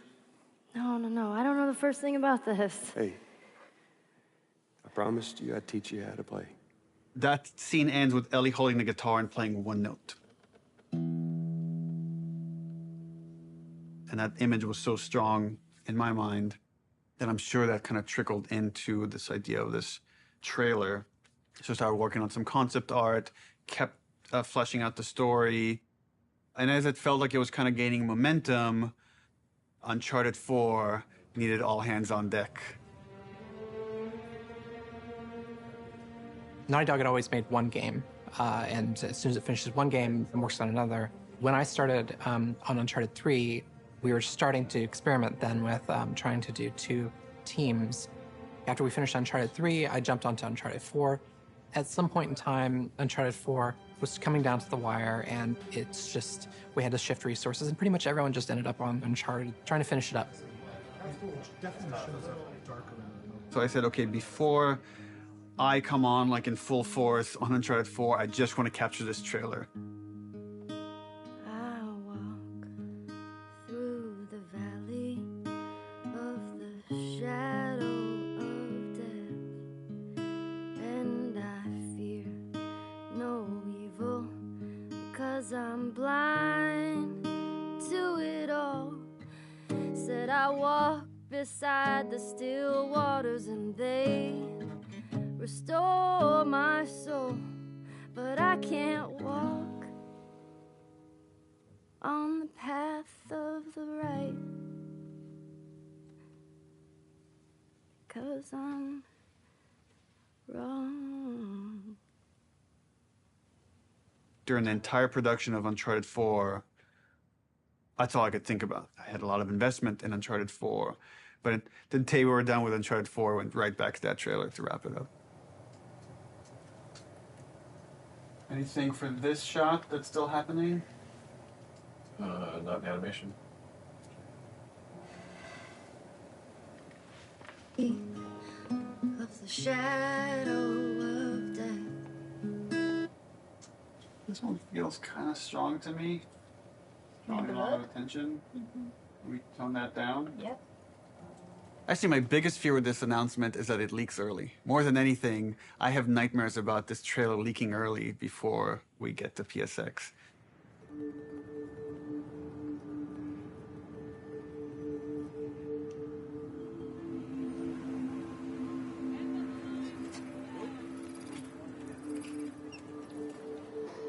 If we're gonna surprise people, PSX, the PlayStation Experience, hasn't set itself up yet as a place where big titles get revealed. That's E3.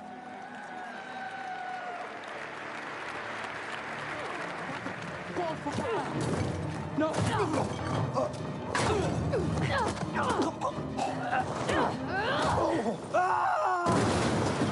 We're revealing the Uncharted single-player content at the opening of the show. You're late. I thought you were professional. Oh, you should relax. We'll live longer.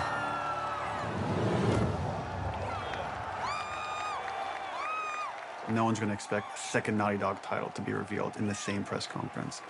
Please welcome to the stage, Sean Layden. There's one more special unveil we have for you tonight.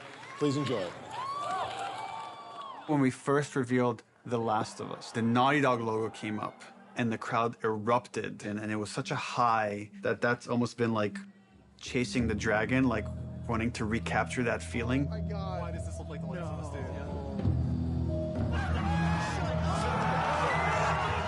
Playing it at this surprising moment, I'm hopeful it will have a similar feel.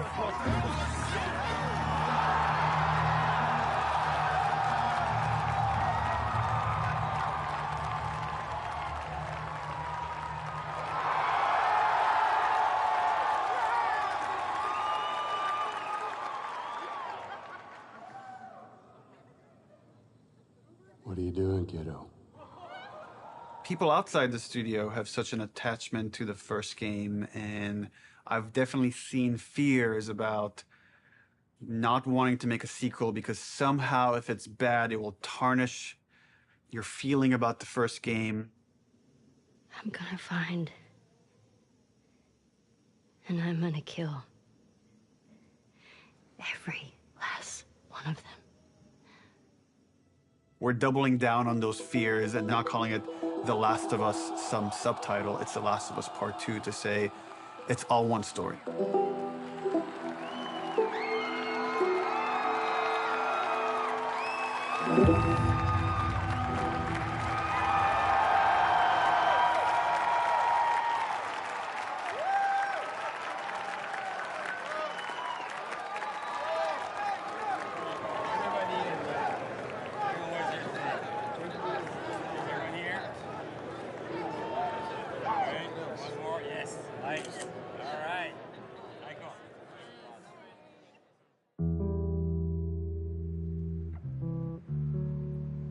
The concept for the sequel had to feel compelling enough, have enough weight that felt like, okay, this is an experience worth creating, worth spending the next 3 years on.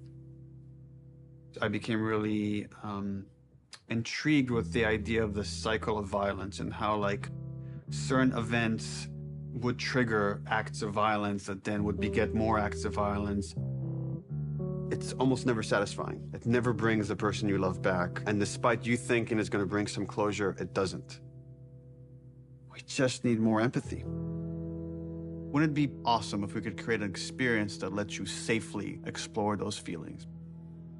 With that theme, all of a sudden everything fell into place and this outline emerged.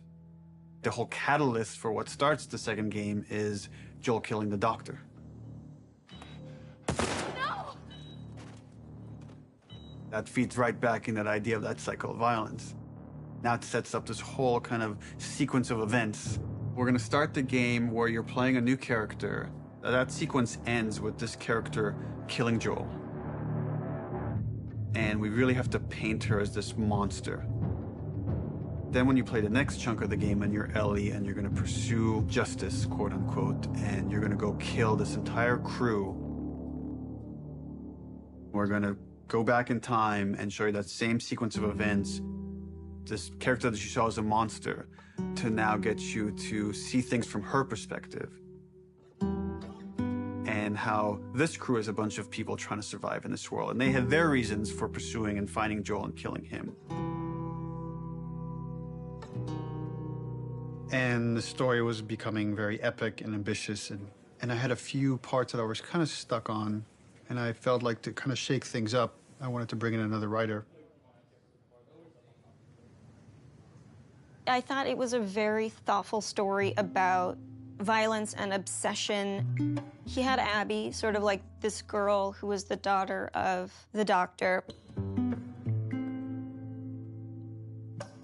And that Ellie would go on this vengeance quest. And when he was like, and then Ellie actually kills Abby, I was like, what? You're gonna... Yeah, let's fucking do it.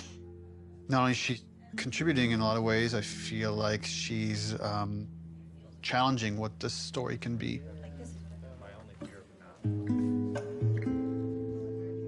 She's wanted to add more romantic intimacy between the characters.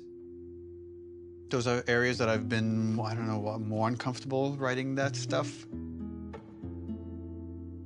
After the first day, she was telling me that she went home and told her husband that, I think I just got Ellie's girlfriend pregnant, because that was her big idea the first day, and that had this trickle-on effect and actually added a lot to the story. Ellie is this very relatable character. I thought she was a perfect vehicle to challenge this notion that violence doesn't have a cost, because it does have a cost in reality. It's going to ruin this girl.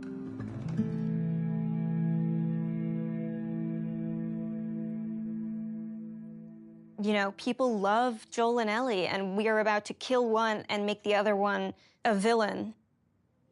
I was very nervous telling Troy we're going to kill off Joel. In the first game, he was advocating that Joel should die. When I read the ending to part one, I was like, you're going to piss a lot of people off. Let me go. Marlene is the closest thing to a parent that Ellie has had outside of Joel. You just come after her. A lot of people got hurt, and Marlene would be one of those people. Joel has crossed these moral lines, and therefore he deserves to die, and he thought it might be a more dramatic ending. And I was like, no, you're crazy. But then in the second game, that's why I was thought oh, he would take it pretty easily. He goes, so Joel dies, and he's like, and so this happens, and then and I literally had to stop. I was like, can you give me just a second? Because it literally was as if someone was telling me about how my friend had just died. I think he kind of took it hard. It was like the character meant so much to him.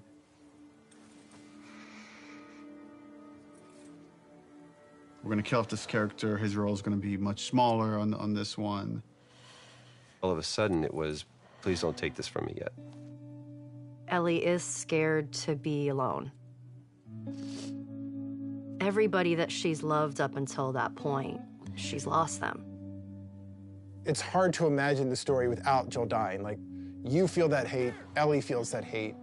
You're one-to-one, you're on the stick, and that informs the rest of the story. This way, come on!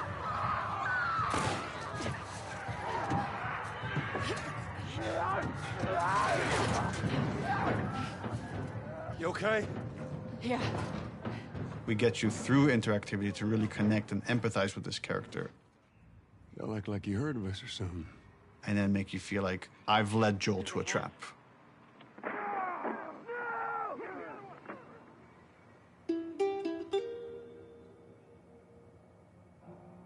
When we started out making Last of Us Part 2, Neil actually wanted to be very ambitious about changing the game almost entirely. In the first, 4 or 5 months, the game was actually kind of an open world, inspired by Bloodborne.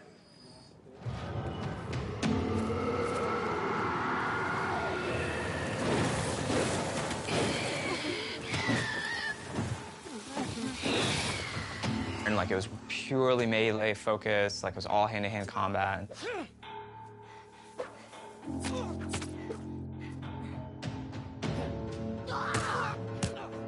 It wasn't just the melee combat, we were also looking at sort of layout structure.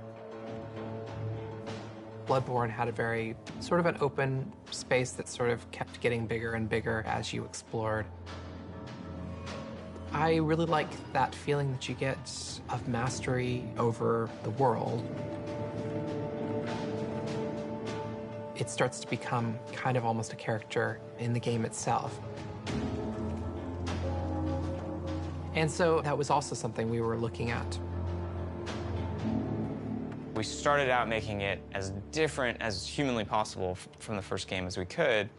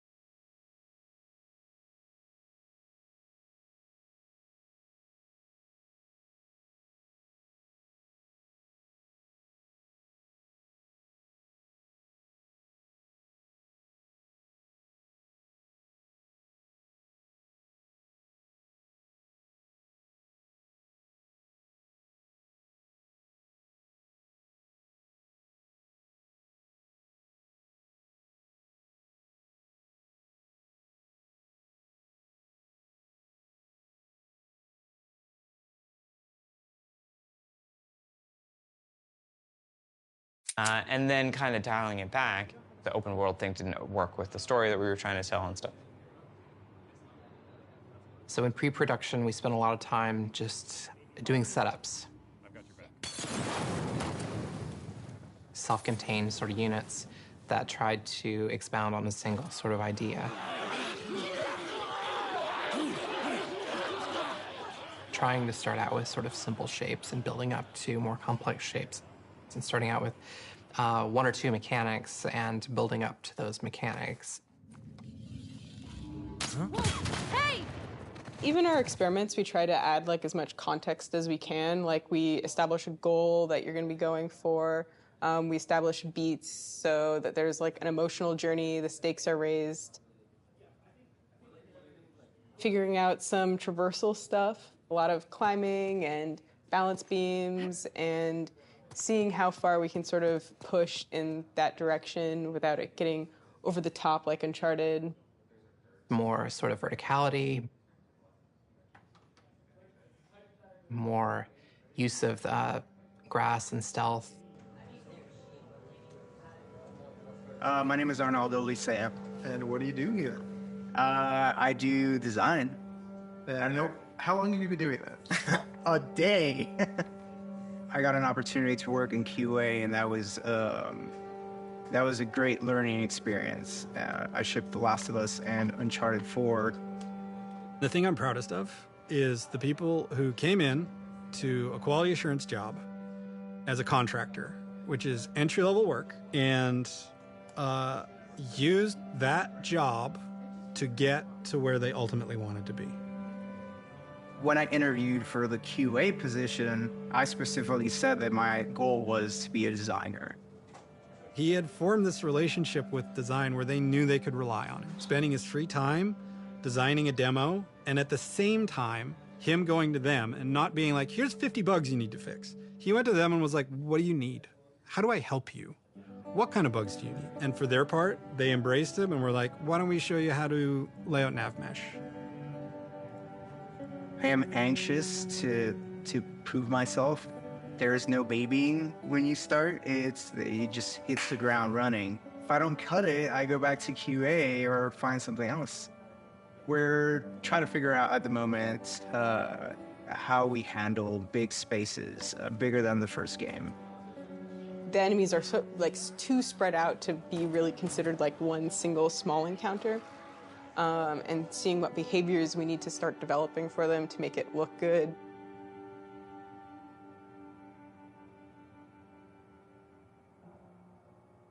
The opening of Seattle, that whole section was pretty slow and quite linear in the level design.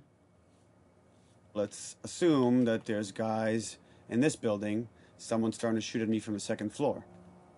So, okay, if I'm on the horse and I'm getting shot at, I can't take cover with the horse, so probably first thing I'm going to do is jump off. And that's slow and clumsy, and maybe we can make that faster. It's like, but once I jump off, I'm going to want to take cover behind something. It's like, okay, I'm taking cover. Now what the fuck do I do with this horse? I assume the enemies are going to shoot at it. If they don't, that's kind of weird. Does Dina ride off with the horse to help it stay safe? Well, that sucks because I'm trying to build a relationship with Dina, and if my partner leaves me, that makes me like her less. I'm like, okay, so Dina has to get off the horse and take cover with me and help me engage with the enemies. Okay, but the horse is still there, so what happens with this horse?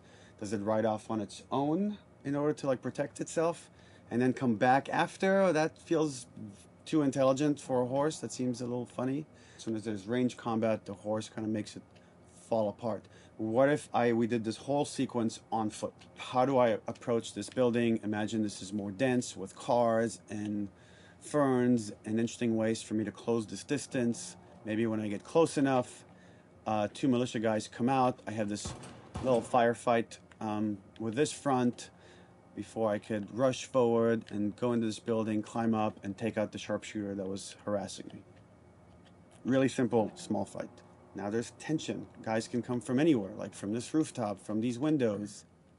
And that really inspired us to take some pretty drastic changes as far as the flow, inserting more combat, opening up the layout to give the player more options as far as they explore the city. You can imagine this as being kind of the hub with it poking into streets, and I could go into the streets and explore and find those locations, what we're kind of calling dungeons. So that's the plan.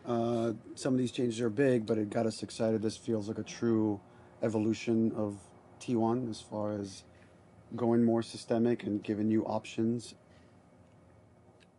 If there's concern, it's about scale, it's about scope, it's about can we actually build this thing? The scope is always bigger than the last game. It always has been. It always will be, probably. But this scope on this game is something pretty extraordinary. Everyone seems to agree that the thing we're building is going to be cool. Once it's done, it's just that it's such a big game. Our games have become more and more ambitious, and the studio has gotten a lot bigger. When I started here, we were 40 people. Now we're over 300. You can't handle that many people with a flat hierarchy. As we grew, we've had to introduce new titles just to control management, control communication, make sure things don't fall through the cracks. We have no producers at Naughty Dog. There's so many talented people here that you can rely on and lean on. It makes the game better. And that's really kind of the secret sauce of Naughty Dog, is how collaborative it is. You find the right people who really want to do the best they can possibly do, and then you kind of give them the resources to try. You're getting what you asked for as a creative person, right? You're kind of getting the freedom to go as far as you can go, but sometimes I think we need to be saved from ourselves a little bit. With The Last of Us 2, there's a real sense of opportunity. This is going to be a much cleaner production than we've done in the past. We're going to get it right this time. This is the first project that has had the proper pre-production period where we have locked down, for the most part, the story beginning, middle, and end before we started production. That hasn't happened. I don't know if that has ever happened, now that I think about it. It's a very, very messy process, which is, again, why it's a lot of times really difficult to schedule. I think right now we are planning on springtime of 2018. So when springtime 2018 comes around, The Last of Us 2 isn't in stores, you can look back at this and say, well, I guess their plan wasn't exactly set in stone.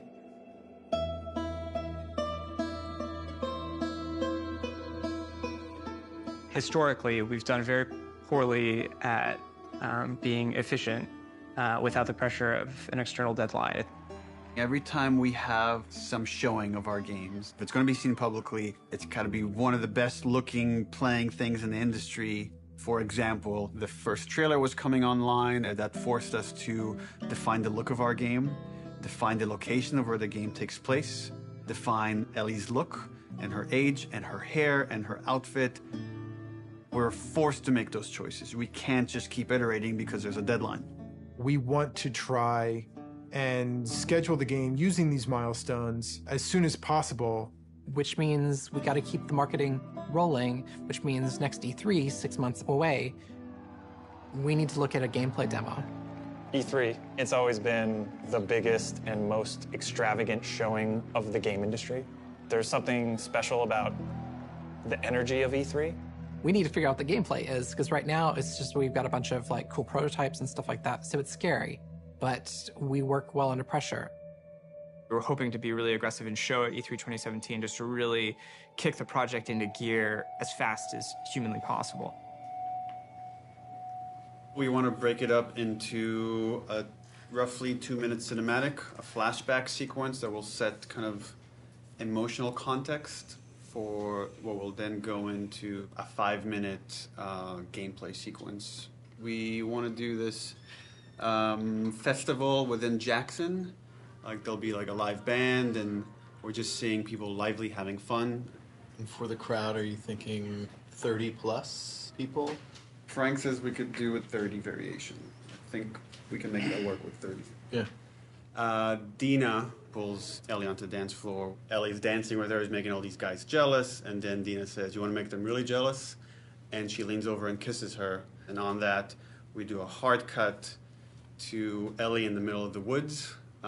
So the idea is we shouldn't see any buildings, just woods, water, ankle-deep water rushing underneath her. What about rain? Are we still doing rain? I haven't discussed it with the other guys, but... That demo that we show externally for the very first time is setting the bar for the rest of development. But the problem is we're also working on Uncharted 4 Lost Legacy. So E3 is June 13th, which means probably we want to be done, what, like 2 weeks before that, which is 4.5 months from now. With Lost Legacy shipping at around the same time of E3, there are shared resources between the two projects. Especially sound and particle effects, so they were all on Uncharted. When it comes to the polish phase, both we're polishing this and that at the same, and SPDLC at the same time. I don't think there's any specific item that needs to be worked on, but I think there's going to be programmer time doing both those things. And there are going to be times when it's like this needs polishing in E3 and this needs polishing in SPDLC, and like we're going to have to compromise the times maybe. We kind of just didn't have it at the forefront of our minds that, yeah, they're frickin' shipping a video game. It's literally the hardest part of making the game is shipping it. And we were trying to ship a demo, the second hardest thing you can do, at the same time and sharing a lot of their resources. So one thing would be helpful is to find out what are the items that you feel like you're most worried about. Like let's say rain. We could do this thing without rain. So if that helps you a ton, we can make the decision now to remove rain. It would definitely help. How about wet hair? Well, if she's going to swimming, then we can get around that, right? How about no swimming? Puts on a cap. If her hair... I got like a really clear energy of the meeting, which was how do we shrink it? It was such an impossible task. You can't help but start feeling some doubt, some anxiety about the leadership, not understanding the logic of it. I think like anybody else here, I was definitely ready to roll up my sleeves and figure it out. All right, guys, we're gonna try to keep this pretty short. I guess. So after yesterday's meeting, there were a lot of side conversations, and there was sort of a sentiment about how much work there was to get not only this demo done to ship the Lost Legacy, and it matched up with feelings that we were having. So we started discussing the responsibility of actually attempting this, and started to feel that it was a little bit irresponsible. That if we were to try to meet both these deadlines, we could probably do it, but we would end up doing a lesser job on both projects, both deadlines, than we would if we were doing them individually. And feels like they're both important enough to give them the due attention. So the conclusion that definitely is there is that the demo that was discussed yesterday will not be presented at E3. Yeah. Does it mean that our main point should be just focusing on more shipping before? The Lost Legacy? Yeah. Yeah, definitely. But I mean, we should still try to.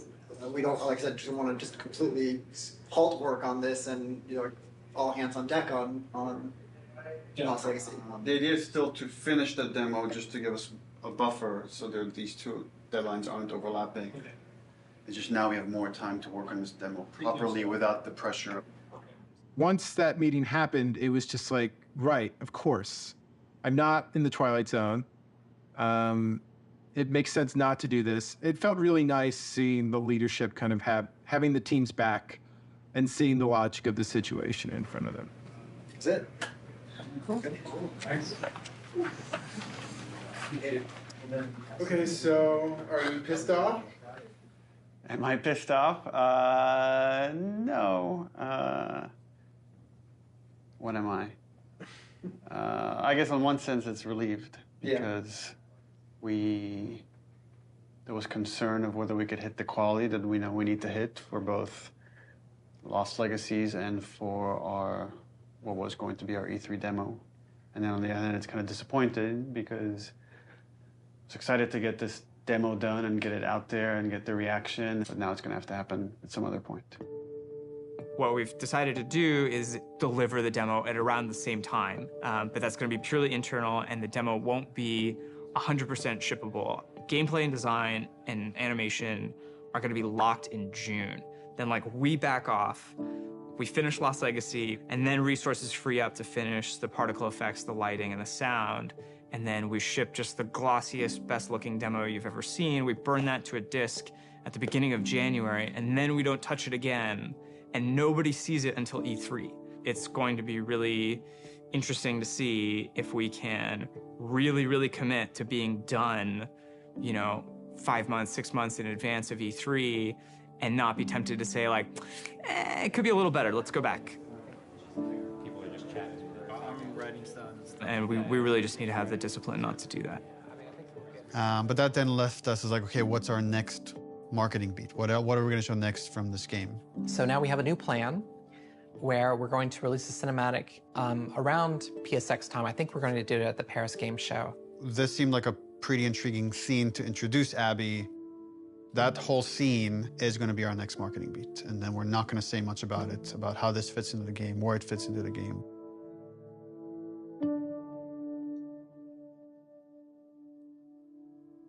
Abby evolved over time. And if you look at the concept art, the character looked very different than where we've ended up.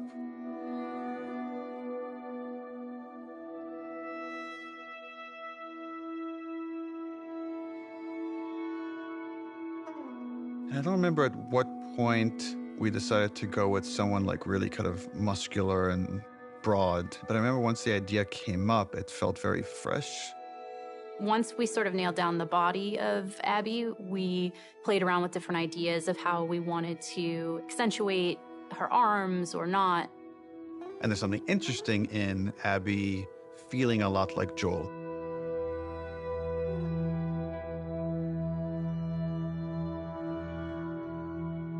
So when I got cast, Neil was like joking around, and he's like, "You should probably beef up in order to play her." And I'm like, "Ha ha, ha, yeah, it's mocap, whatever." And he goes, "No, really, you should probably beef up to play her." And I was like, "Oh, yeah, you're right. I should totally start deadlifting as much as possible." So I did, and I was training like crazy, and then I got pregnant. What are you gonna do?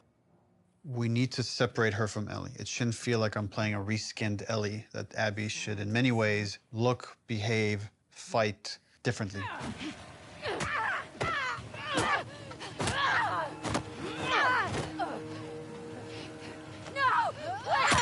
So in gameplay, we've discussed, well, she needs to have different upgrade trees. It means we have to make the investment of capturing a whole different moveset for Abby. We can't just remap Ellie's animation onto Abby. Holy fuck. Abby has a fear of height, and there's stuff we're doing with the camera to make you feel vertigo. And that helps build empathy. It makes this character real. We let you both live, and you wasted it. She's aesthetically a very intriguing and iconic and powerful character. Abby, who are these kids? They saved my life. Can you take a look at her? Once she's killed Joel, what is Abby's motivation? What is she trying to achieve? Her redemption is really taking care of Yara and Lev, these two kids that are from a warring faction. You know, she has been taught to hate them. There is an inherent xenophobic reaction to them. It's about saying, can you come to love your enemy? Scars built all this? Seraphites. Yeah, I was gonna say that. These are kids that grew up in a very different context as Ellie, and, you know, how they live their lives and experience the world is totally different. Got your present. I'm getting really attached to Lev. He's been able to keep his head up despite losing so much himself in a world that is so harsh. We're taking too long. Can't move any faster. I won't do your sister any good if we're both dead. I really like his dynamic with Abby. Her having this, like, fucking brassy little sidekick who calls her on her shit in a way that nobody else can. What's going on between you and your friend Owen? Oh my God, Lev, now? It seemed really awkward. Just go! Who understands the sort of sense of being orphaned in the way that a lot of people can't. How long have you two been on the run for? 2 days. What the hell did you do? I shaved my head. They want to kill a little boy because he shaved his head. I am not trans, so it's a very delicate thing to tell a story of an experience that I've not had. And that's something that we want to take seriously. Did you hear what they called me? Yeah. Do you want to ask me about it? Do you want me to ask you about it? No. Okay. It's really about trying to create a multifaceted character who is trans, and that is absolutely an important part of who he is, but also a part of who he is, not the whole of who he is.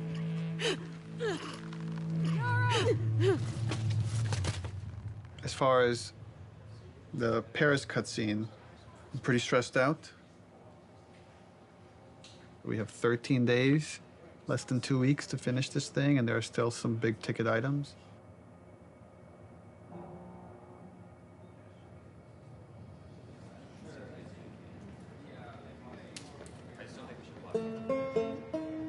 Lost Legacy turned out to be a much bigger project than we originally envisioned, but now that it's done, everyone is now on board. We've got the Greenlight demo done. She's putting on quite the show.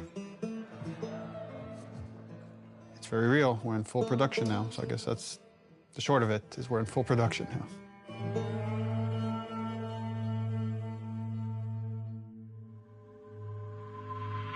Hey everybody, PlayStation's live at Paris Games Week 2017. We've got a huge show for you starting now.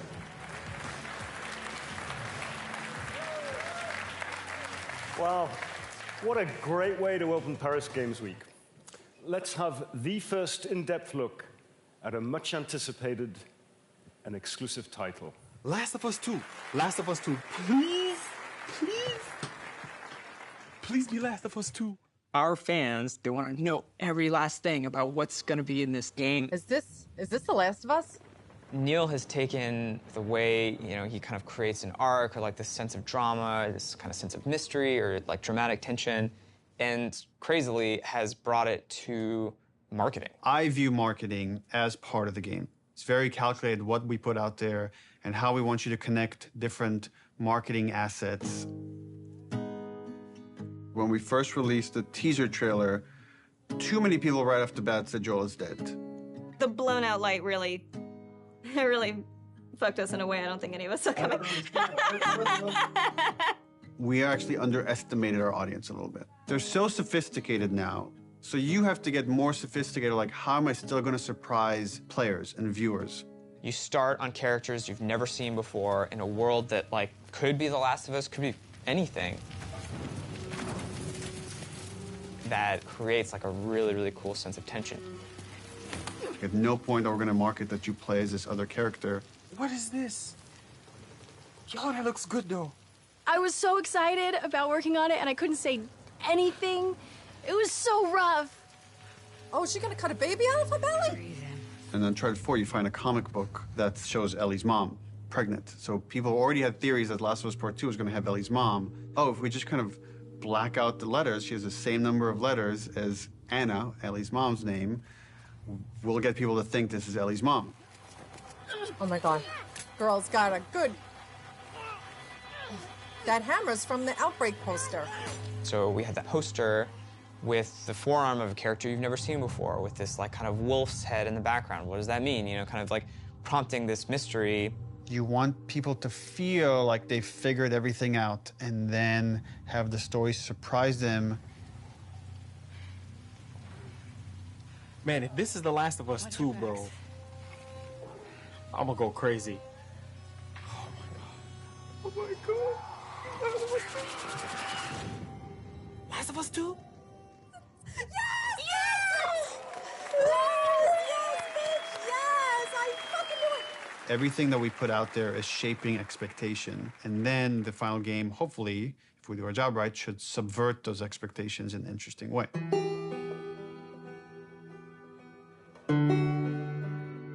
We knew we were pushing boundaries with that cinematic.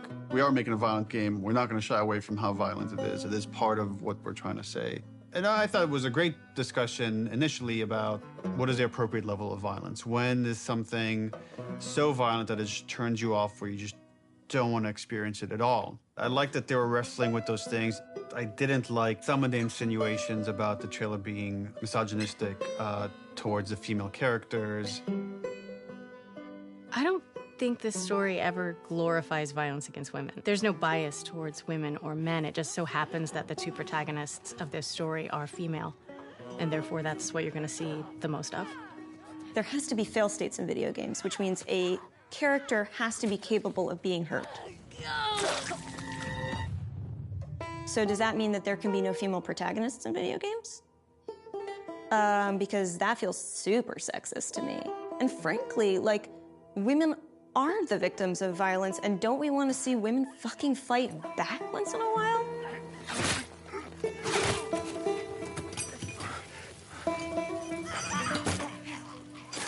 That character, her hand getting hurt, it has consequences for hours of gameplay to come.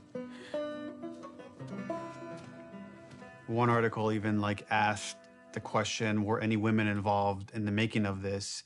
And it's like, yeah, the co-writer, the lead character designer, the lead character artist, all the actresses that worked on that scene. I am so fucking... Here's what I hate about that article. I'm sorry. Do a modicum of fucking research, just a modicum of research, just like a little bit before you put something out there to suggest that no woman could have worked on this because of the level of violence, because there was violence against women, because it is a video game, is so fucking sexist. I like watching graphic violence. Does that make me less female? Like, I like having a conversation about what power is. Does that make me less fucking female? I like working at a video game. I like playing video games. Does that make me less fucking female? Like, suck a dick. Don't put that in. I can't. I can't. Neil's gonna say put it in, but don't.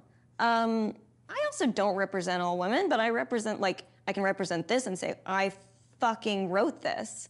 I wrote this. Like, I literally wrote the sentence, and then Yara eviscerates eviscerates his esophagus from his throat. I wrote that sentence. That is in the script, and I fucking stand by it. I'm afraid of being turned into a token rather than the truth, which is like, we're being thoughtful about the female narrative. These characters are more than just their vaginas. If you want to have a serious debate about feminism and feminism in video games and female depiction of violence, and you need to not see it as a binary conversation. It is an incredibly nuanced conversation. You cannot make blanket statements, and you cannot make presumptions. Fucking do your homework.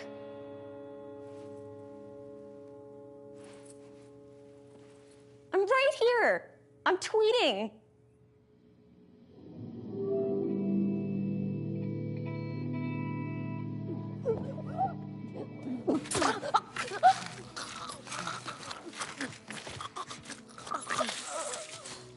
The tone of the violence in the game has always been important to portray as realistically as possible.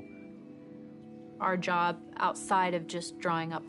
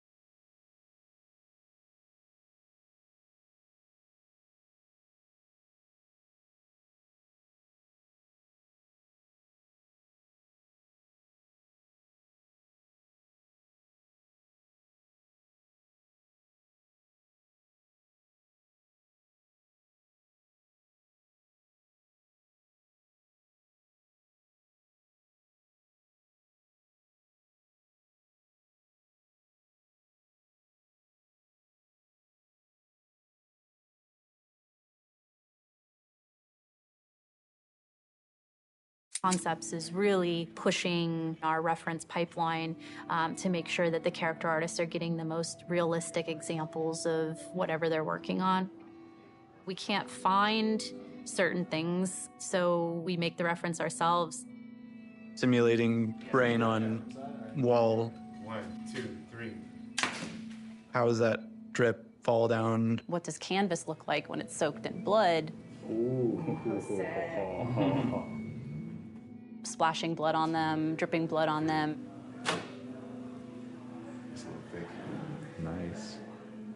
We put down some wet mud, pooled blood onto it to see how blood would react to a wet dirt surface. So there's like little pieces of grass and like twigs and things that carry through, like there's actually movement following the edge.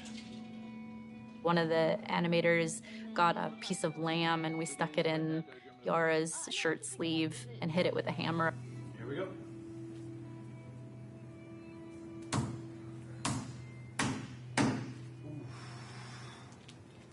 Yeah, we have a break. She's gonna need to hold this as straight, because if she does this, it's gonna, you know, just the weight of it's gonna want to make it fold. So I'm trying to keep it as straight as possible. This past week's shoot was specific for the infected eating people's jugulars, and there was a concept that was done with like blood running down the mouth, but it's like, would that happen? Like, let's find out. I got on the ground and pretended to eat away at like a bloody soaked rag that we made.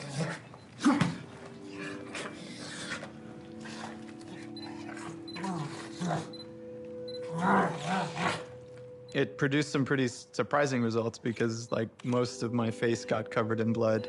Look up a little, John, but yeah. Teeth? People here will go to that length of trying to make sure that things feel as real as possible. Yeah, we do a lot of crazy stuff here. Nobody gets hurt, but it's really hard to see these characters that you spend so much time with and, for lack of a better word, kind of like, you know, birthing into existence, tortured and abused.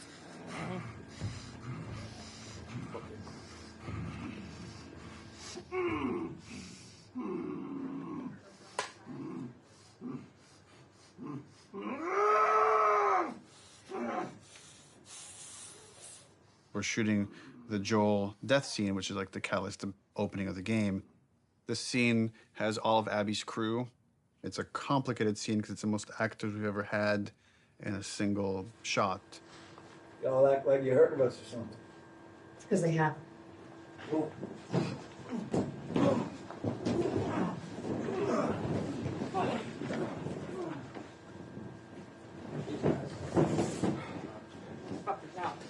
Or Joel doesn't die. just me out? Now that you got that? Hold on, sorry, yeah.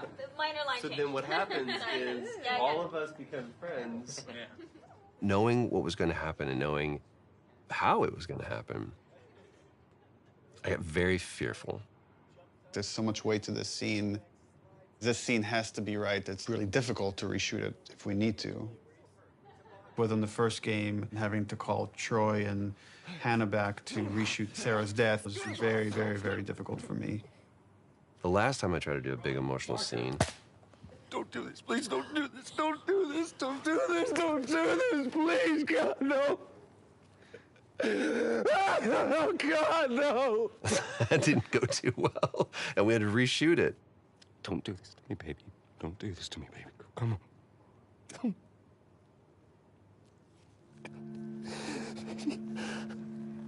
How the hell am I going to play this? Like, how are we going to do this? I don't know if I can do this. I don't know if I have the chops. Am I going to put Laura through this? Because I know how hard it's going to be on her. Audio. Camera. Speak. Rolling. Take one, Mark. Action.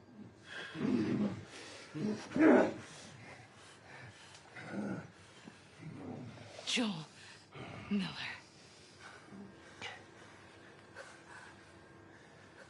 Who are you? Guess.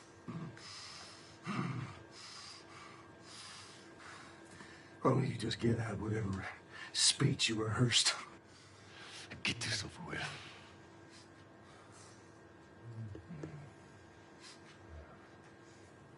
You don't get to rush this.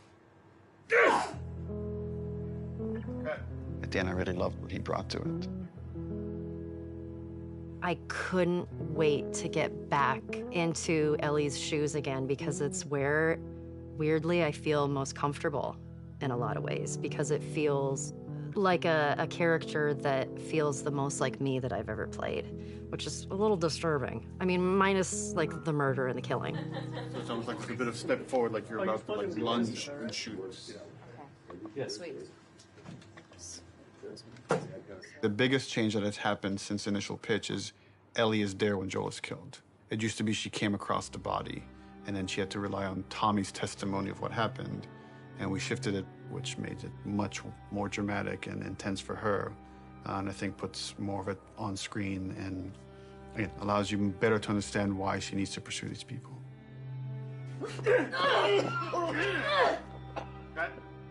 The hardest part for me was looking over at Ashley. No! No! Knowing that Troy was gonna not be a part of it as much was really hard.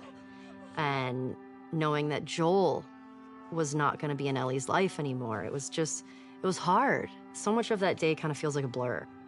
because there were so many feelings involved in it. What I had to do, I felt, was very, very little. There's one reaction, and beyond that, we're on Ashley. There was no acting. There was pure, raw emotion. I'm staring in the face of that. Joel!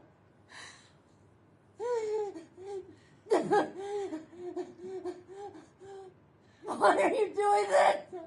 Get the fuck off me! I'd lost a little bit of my voice. I couldn't scream like as loud as I wanted to, you know, to get that frustration and that sadness out. Ashley was behind, crying, and God. And knowing Abby was taking this away from her was very difficult. And so I was crying when we were filming that scene.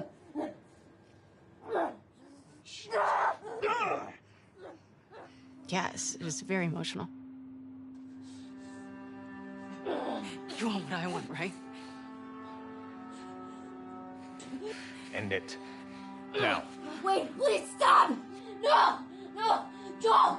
Joel! No! No!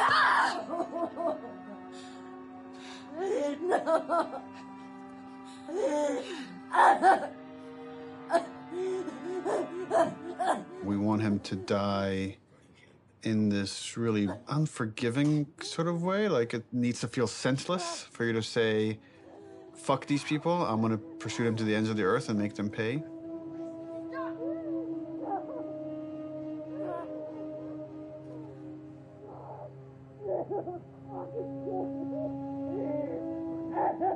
If the scene doesn't work with what we captured on the stage, almost nothing we do in post is gonna make it work. Joe will take a pass at the scene, and I'll give kind of high-level notes. But he's doing it without animated cameras, without character models, without environment. And so it's a bit of a guessing game to see if this will work. So I like the concept.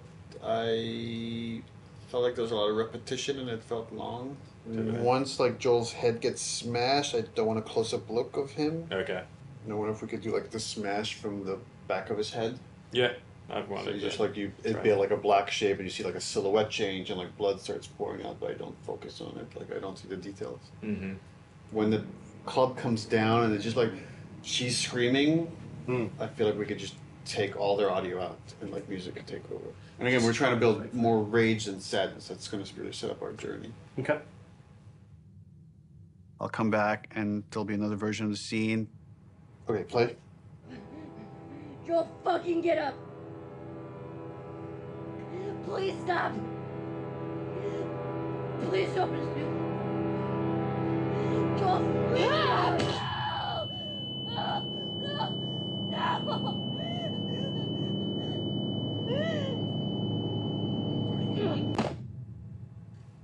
Overall, it's fucking awesome. Like, I got emotional just the part where before he gets killed, it feels so fucking tense.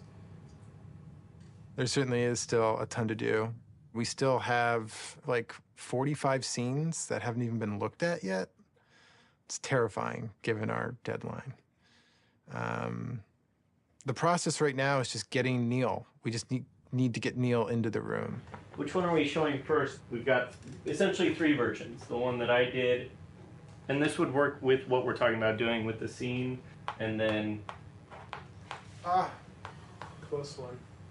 I would probably say There are people standing this, yours, Mel, or I got bad news. Mel, yours, this. He's canceling? He's canceled. But we had the cameras set. He's supposed to come in. He's the Actually, it's good we're getting this on camera. This is what it's not about. This is what it's about.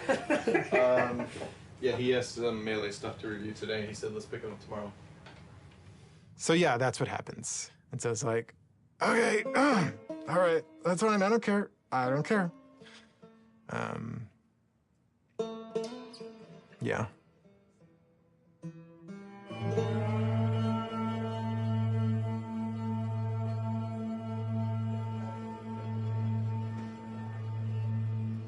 I get called up to Neil's office one day.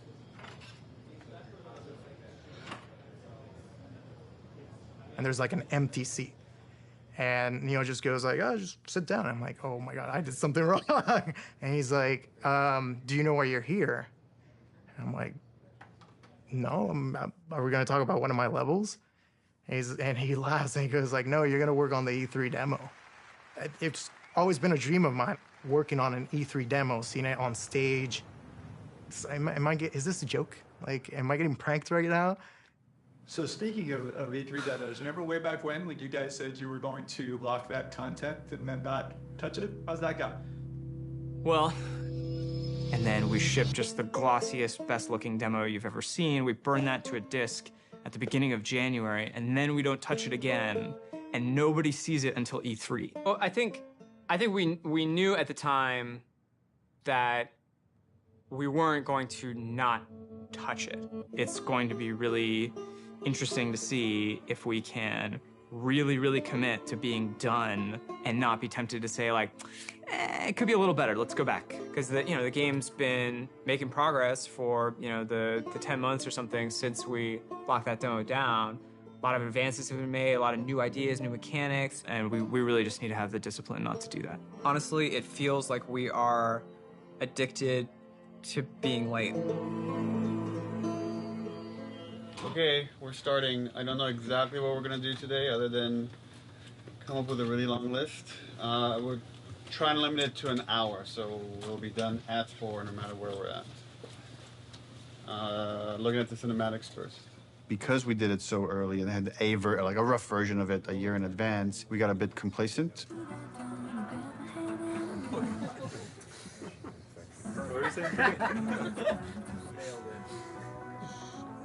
She's putting on quite the show. Sure is.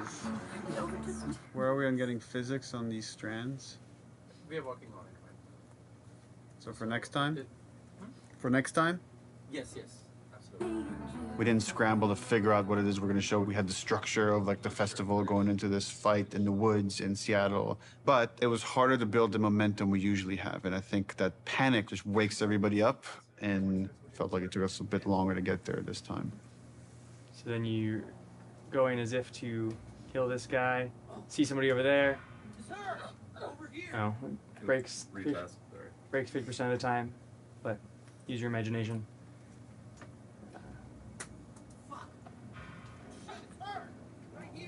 Daniel, going a bit slower, give him some time. Okay. The animation is breaking the melee system. Okay. So, like when he starts, yeah. So I'm confident in the demo if we finish it. I'll be frank, it's not looking great. All right, this is totally broken. For next week, let's make sure it's all there so we could actually review it. Yep. Okay, thanks, DrBrynzo. I feel like this demo is cursed.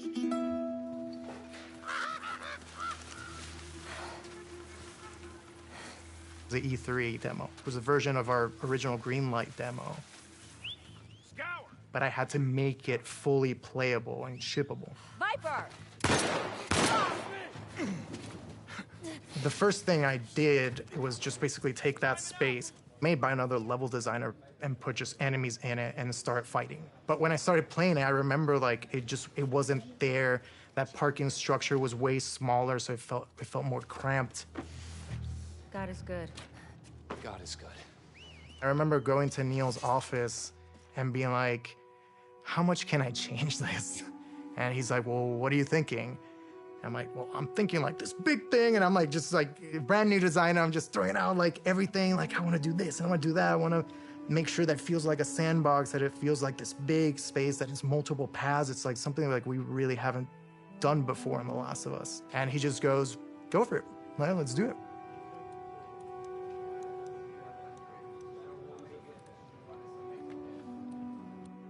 We picked a location in Seattle that essentially is probably the hardest lighting scenario we would have to pull off in the game. I wanted to get the overcast look nailed because so much of the game's dependent on that. How do we pull off this look? Can we pull off this look? Everything felt a little muted, and we were losing kind of that next-gen quality of our engine. Like for a second, we actually turned the sun on in the demo. but we lost the mood of that overcast kind of blue look. That moment was really rough for me. Just felt like years of my life that potentially would have just been like wasted on this pipe dream of a look. Well, we were struggling, like last summer, it was like a fine balancing act. Is this whole thing just gonna crumble? Like, is the whole direction like now gonna have to change for the game, not just this demo? Have I steered this company wrong? Took some really big iterations and tried some crazy ideas, and we came up with kind of a hack. We talked with the programmers and found a few settings that actually gave us exactly what we wanted. It was really like one thing. We faked the sunlight within this kind of ambient look so we could get some directionality of the lighting. That it was like, oh, if we do this one thing, it actually got us the look we wanted. So like, I'm glad that happened. For this game, there was a major push to make a new volumetric fog system. It's not just like a kind of an overlay on top of the screen. That's why it's called volumetric. You feel the volume of it. It's gonna be a little bit thicker near the ground, right? Because there, you know, and you will see grass kind of getting through it. Fog also allows you to see the light. Fog adds atmosphere. Atmosphere brings everything together. Now with this game, we did add recently some new tech that allows us to make some of the water drips more dynamic, meaning that if you have a car, you will see a water, follow the glass, follow the hood, and then from the bumper, you're gonna start seeing dynamic droplets. So that was really cool. And then we can now actually also use this technology to drive blood. Now we can have blood dripping, and we have water dripping. The water trail can pick up where is it bloody.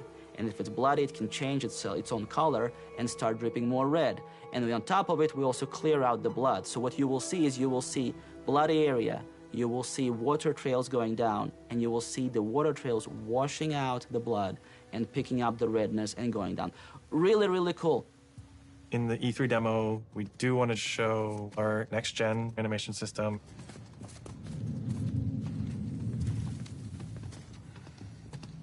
One of the biggest animation upgrades that we wanted to add to this project was motion matching.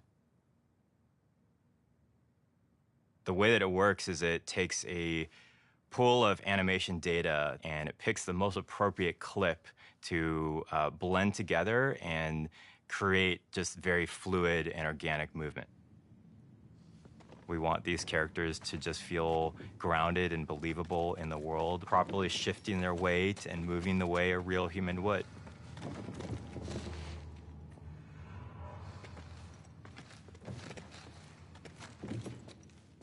In order to capture all of those on the stage, we use something called a dance card, a choreographed set of patterns that the actor can move on the floor. Basically, that's creating this like bank of little pieces of animation. The motion matching system just pulls from that bank all the animation that's necessary to have them move perfectly in any arbitrary way. When it works, it's like so far and away better than any other animation technique. It's like a quantum leap of the highest order in terms of quality.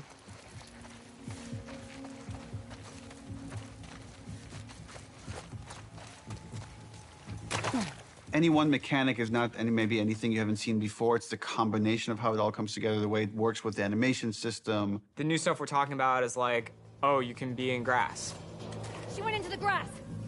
Watch yourself. Like one of the biggest things we do in the demo is jump a gap. It's tough to be like, oh crap, you can jump, you know, like it's like, but it's new to our game. We have to have the best prone mechanic of all time. Yeah, no one's ever seen when I aim in prone and she actually like rolls up on her back and aims like this. Like it can never clip through geometry. Being able to rotate 360 in all directions. It can never like do a janky thing when she's reloading while doing it or aiming in water. There's like an IK thing that like lift her chest and head up, and then it gets too deep. Now we're in a special prone underwater moveset thing.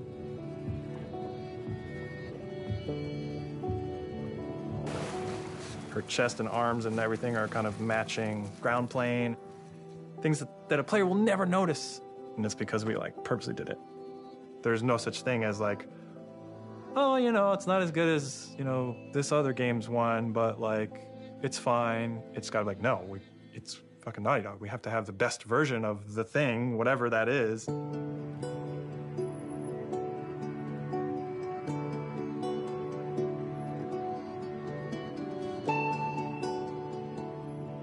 E3 overall was amazing. The press conference was in a very different venue. They usually have them in like these big auditoriums. And this was kind of like, almost like a pop-up.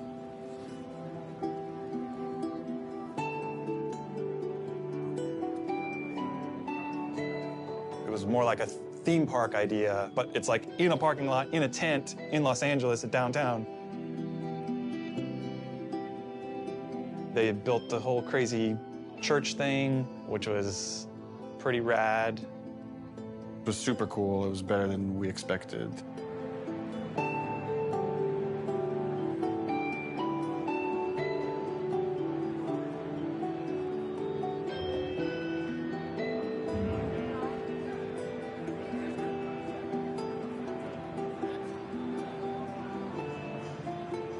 And you could feel like the tension of people trying to figure out, what is this press conference? What's going on? What game are they going to show here?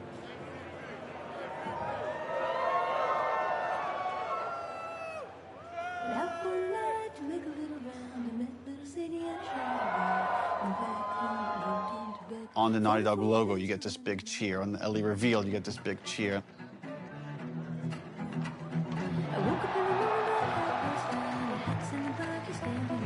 Every moment that we've constructed and planned, like, meticulously for really a year now, hit, and hit the way we wanted it to hit.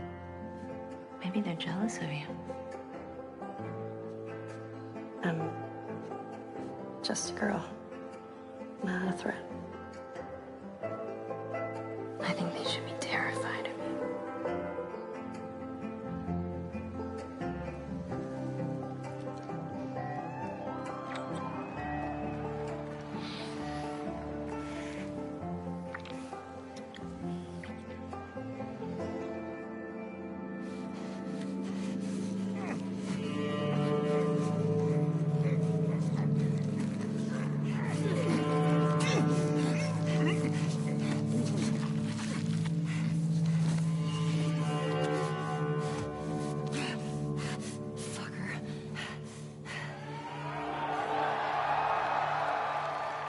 One of the biggest reactions was when the HUD came on. They looked at that forest and thought, there's no way it can look this good. Like, that's impossible. But when we flash the HUD and be like, yeah, that's it. This is the real game. People are not ready for this. Like, this is gonna fuck you up.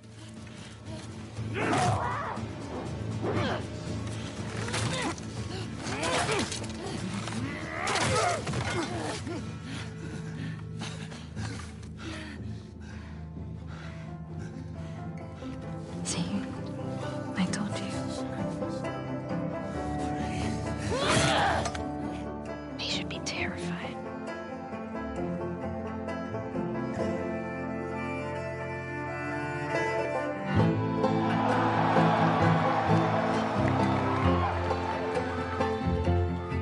It was electric. My skin was like tingling the whole time. Like, as soon as it's done playing, I'm like on my phone. And it was wild. It was wild to see it just everywhere. See it on YouTube, see people commenting on it.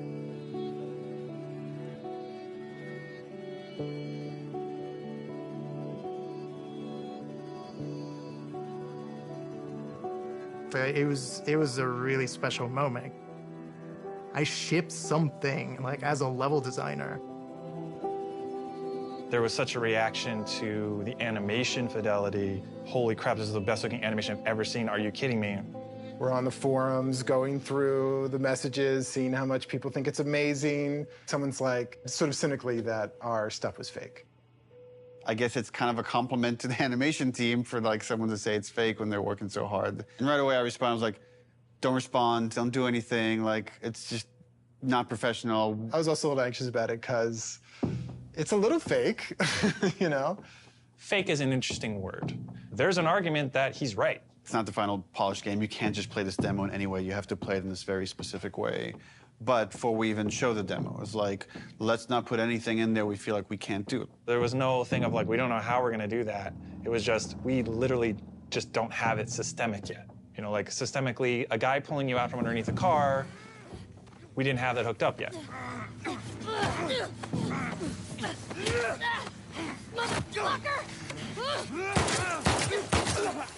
Now we have it hooked up in the game. It's her! Arthur! All over soon.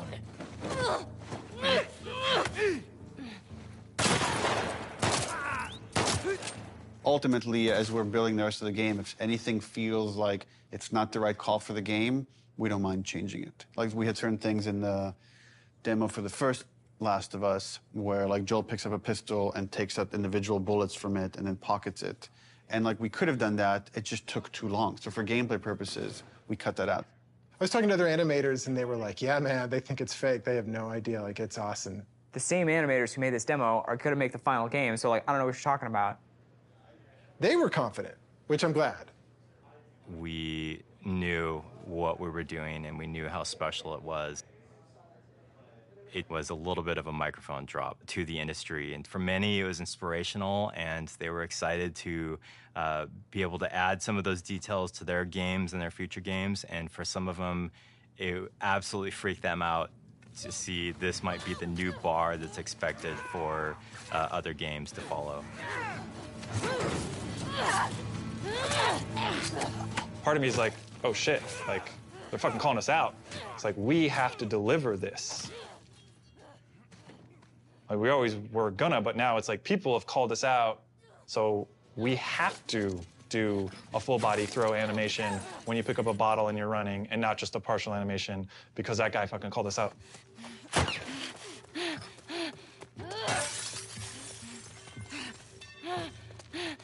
The real challenge is making the whole game look as good as this one controlled situation. We come out of E3 and hopefully we've set the standard for this, what the rest of the game needs to feel like.